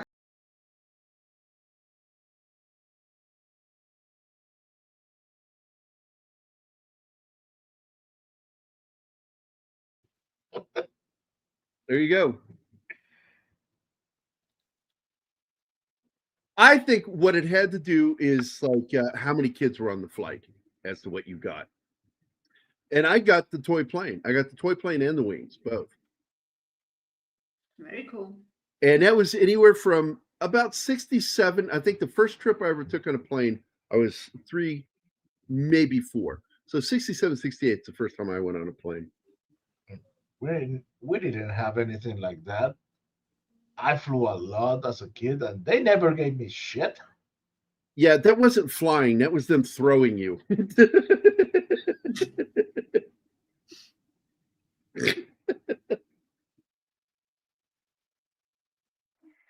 Luis, con una chingada, vámonos, cabrón. ¡Vete el procedimiento! ¡A la chingada el procedimiento, cabrón, vámonos! I'm sorry, Martin. I didn't mean to piss you off. The coolest thing that happened to me was when I did my first flight on my own. I was 16 and going to Dublin because we had this essay competition at school for the 6th graders. I was in 5th, but I still participated because I wanted to know how good my English was because I was better than anyone in my class. And they caught me and I got disqualified, but the headmistress was so impressed, especially when I said it wasn't about the trip. I didn't want to win. I just wanted competition above my class. So she found me a host family. Anyway, I was flying alone to Dublin at 16 years old, and my dad was worried. He had me pre-board. And the stewardess bringing me on the plane could tell I was fucking nervous because I hated flying. Ever since. Well, I'll tell you, they are great babysitters. Because listen. a lot of... She didn't baby me or anything. She went to the cockpit, had a chat with the captain, came back and said, "Why did you go meet the guys who fly the plane?" And I was like, "What? That's a thing that's allowed?" And she said, "Yeah, sure." And I was sitting with them, chatting with them, asking questions. And then the co-pilot does some shit with his things. And then he says, "You better buckle up because we're about to start." So I was allowed to be in the cockpit during the start. And that was amazing. You better buckle up. Yeah, I was like, holy shit, what? I can't get back to my seat. He was like, yeah, after we take off. But that you stay here. Ornery, so ornery, so ornery inside real wrong. You really have to torture me that much? I hate you guys. Oh yeah, great chat today, guys, and it was a fun stream. I got to tell you, man, I fucking love hanging out with two particular people that aren't part of Pop Culture Minefield. Is Tom and fucking Mephisto. I hope we get Tom back soon. I miss him. Yeah, I've messaged him a few times. We talked. It's just I told him, I said, look, man, I'm so busy and I don't not ready to do one of those shows right now. I've got stuff. I didn't draw this whole show, so I'm going to be drawing the rest of the evening. I'll probably. It's like it's going to hurt, but I'm probably going to work till 10 o'clock tonight. Don't do that. I got to finish this book. Yeah, dude, but you don't understand. Like, I gave you guys the link, so you can actually go look to see what's still left to be drawn. I know, but if you overwork, 120 pages so far, and I'm nowhere near done. Do you know how many pages this book's going to be? Once I've done the final tally of how many pages I think it's going to require, based on what I've written, 178, maybe 180 pages. What the fuck? Wasn't 120 the goal? Are you crazy? Yeah, I remember. There's a lot of story in here, and I have for to a second book because it goes in a specific order. If you tell a joke out of order, it's not funny. It has to be told in a specific order for it to work. And the same thing with this story. Vindicated is a big ass book. Now, what I am going to do is I'm going to have Mac work with me after the book is done to edit down pages that I might save for another time. But I'm not going to do it while I'm working. You get a cramp in your... No, I get a cramp here. When I'm drawing, I get cramps in my... And it hurts like hell, when you get a thumb cramp. And they're the worst. And what I have to do is I have to grab right back here and stretch my thumb back like that, hyperextend it backward to get the cramps to go away. But like I drew the last pages of the book already because I know how I want it to end. You've seen it. And it's a hard fucking ending. I'm redrawing 2 panels. I'm not really changing much. What I'm changing is how he kills the guy. And I'm not going to say how it is because I think it's fucking cool. Because I think the way I have it drawn now, it's a good ending, but it's not as cool. I think I need that little hint of cool in there. Shut up, Mike. Nobody gives a shit what you have to say. What did he say? I get hand cramps. Wait, put that back up there. Sorry. Jesus Christ. The fuck, man. Because it moved.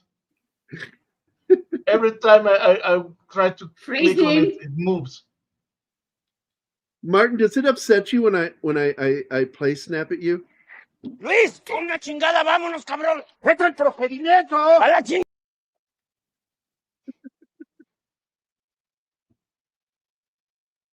So I get hand cramps. It's typical for artists to get hand cramps. It really is. You don't realize what he's talking about. Because you didn't read the whole sentence. Well, I didn't read the whole thing. So what was he talking about? People. He says then he has to switch hands. So he's not talking about drawing, you idiot. Completely. Well, sometimes, Mike, and you might try this later. I like to sleep on one arm until it goes to sleep and then play with myself. It feels like somebody else is doing it.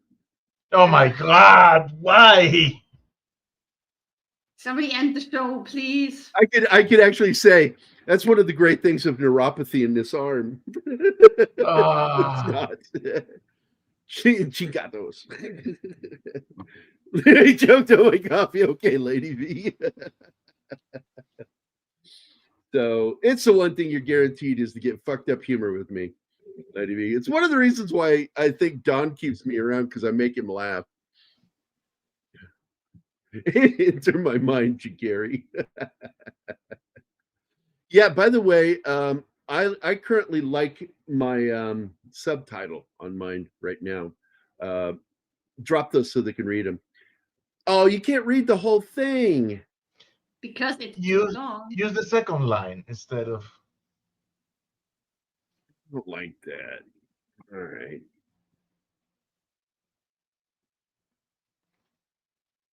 Come on, do it. Do it now. There you go. There you go. Gary smells better than he tastes. I had that on KGRA, and I was like thinking that Bill was going to ask me to take it up there, and he just laughed at it. He finds that the shit funny I do. Like I made fun of Mark one day because he came on as Ted, and his avatar was Ted from the show, the movie and the show Ted the bear. So I put mine up there too, and mine was Smarter Ted. I don't know. My favorite thing in this life is to fuck with my friends. It gives me great pleasure when they are annoyed with me in a funny way.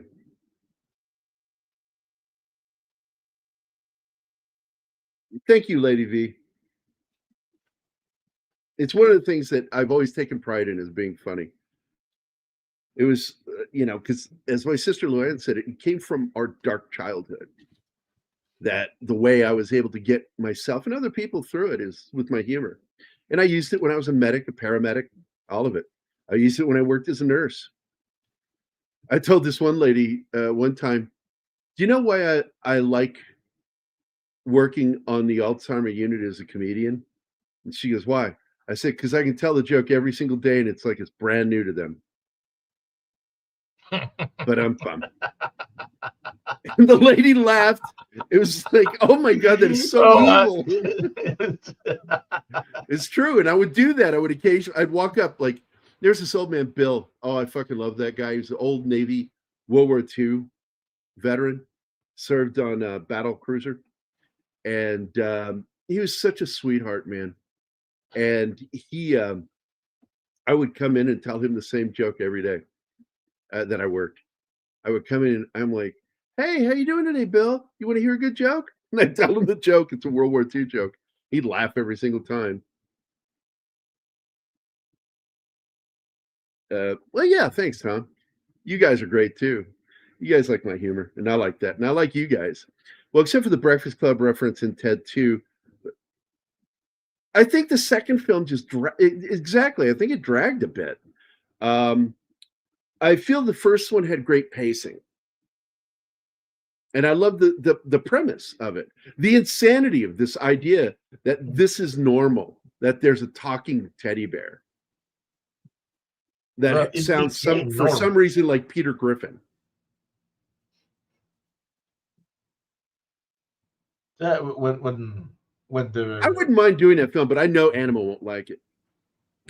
I'm like, now she does enjoy some of the stuff with me. Like she enjoys occasionally American Dad or Family Guy, but this latest season of Family, it's unfunny, not one laugh. American Dad still cracks me up.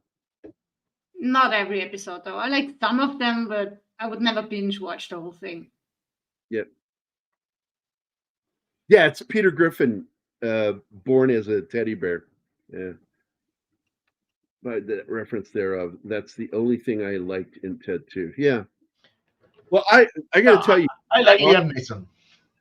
It's odd. I like Mark Wahlberg. I just like him.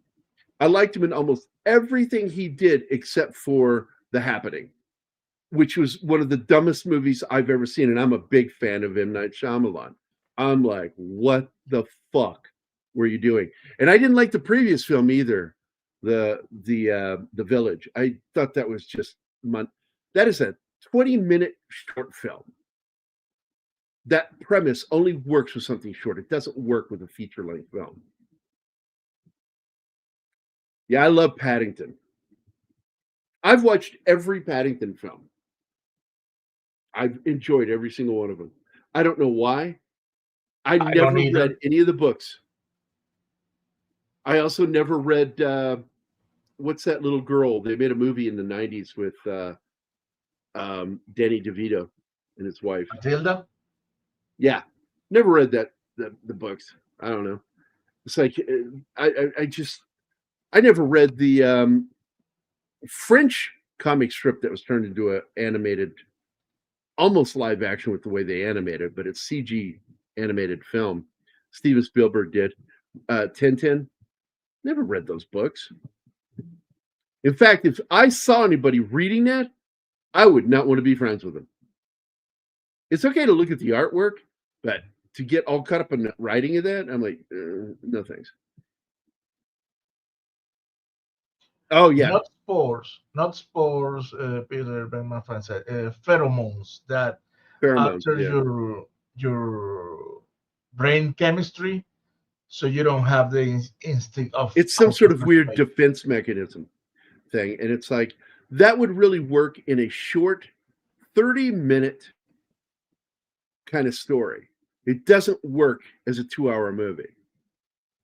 And Mark Wahlberg was completely unbelievable as a school teacher. I'm sorry. It was so dumb.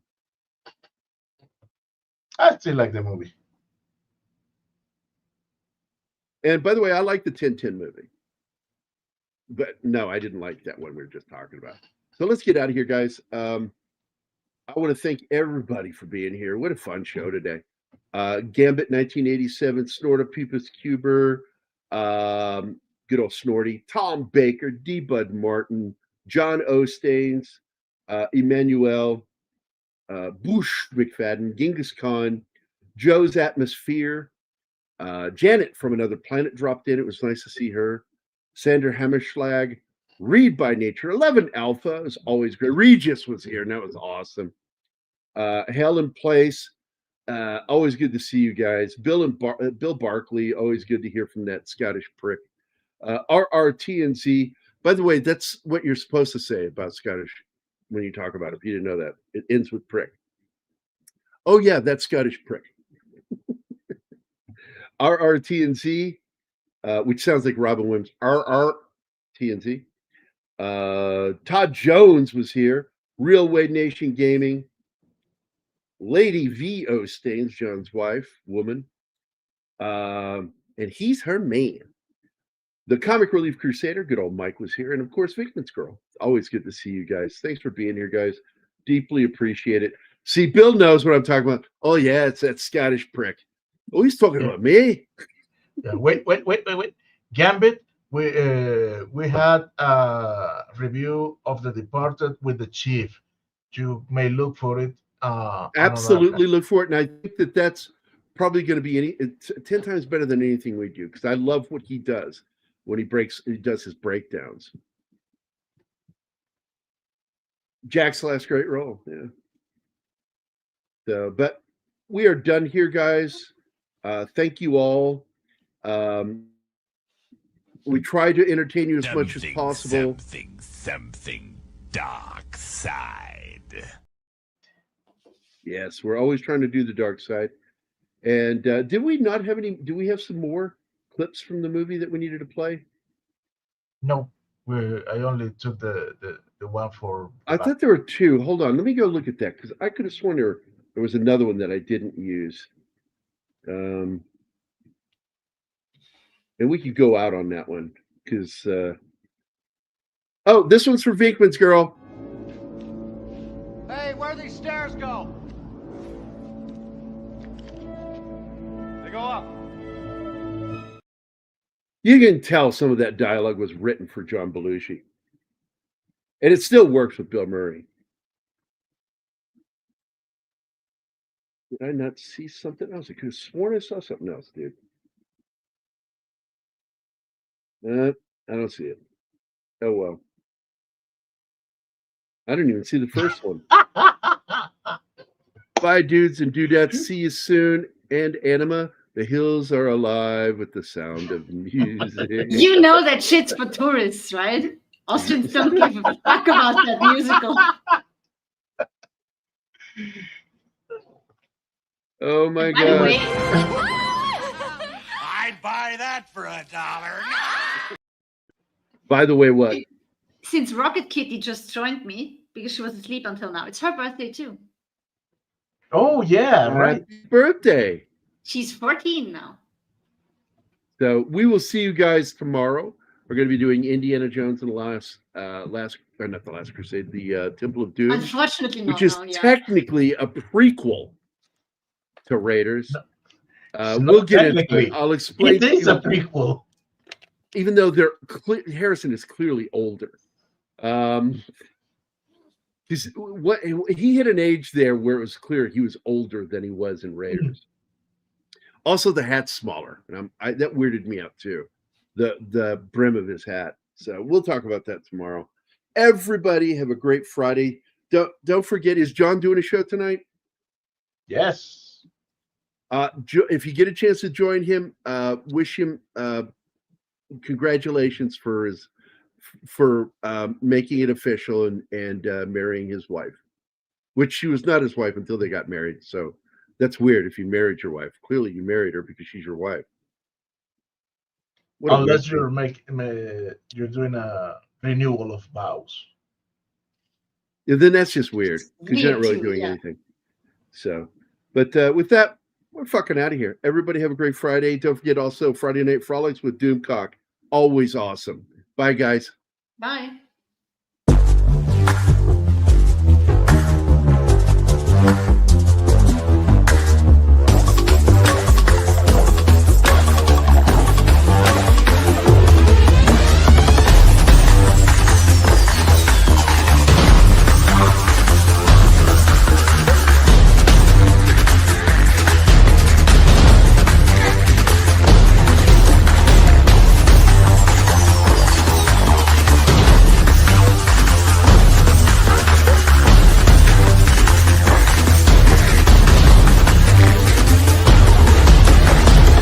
Anima, shift today.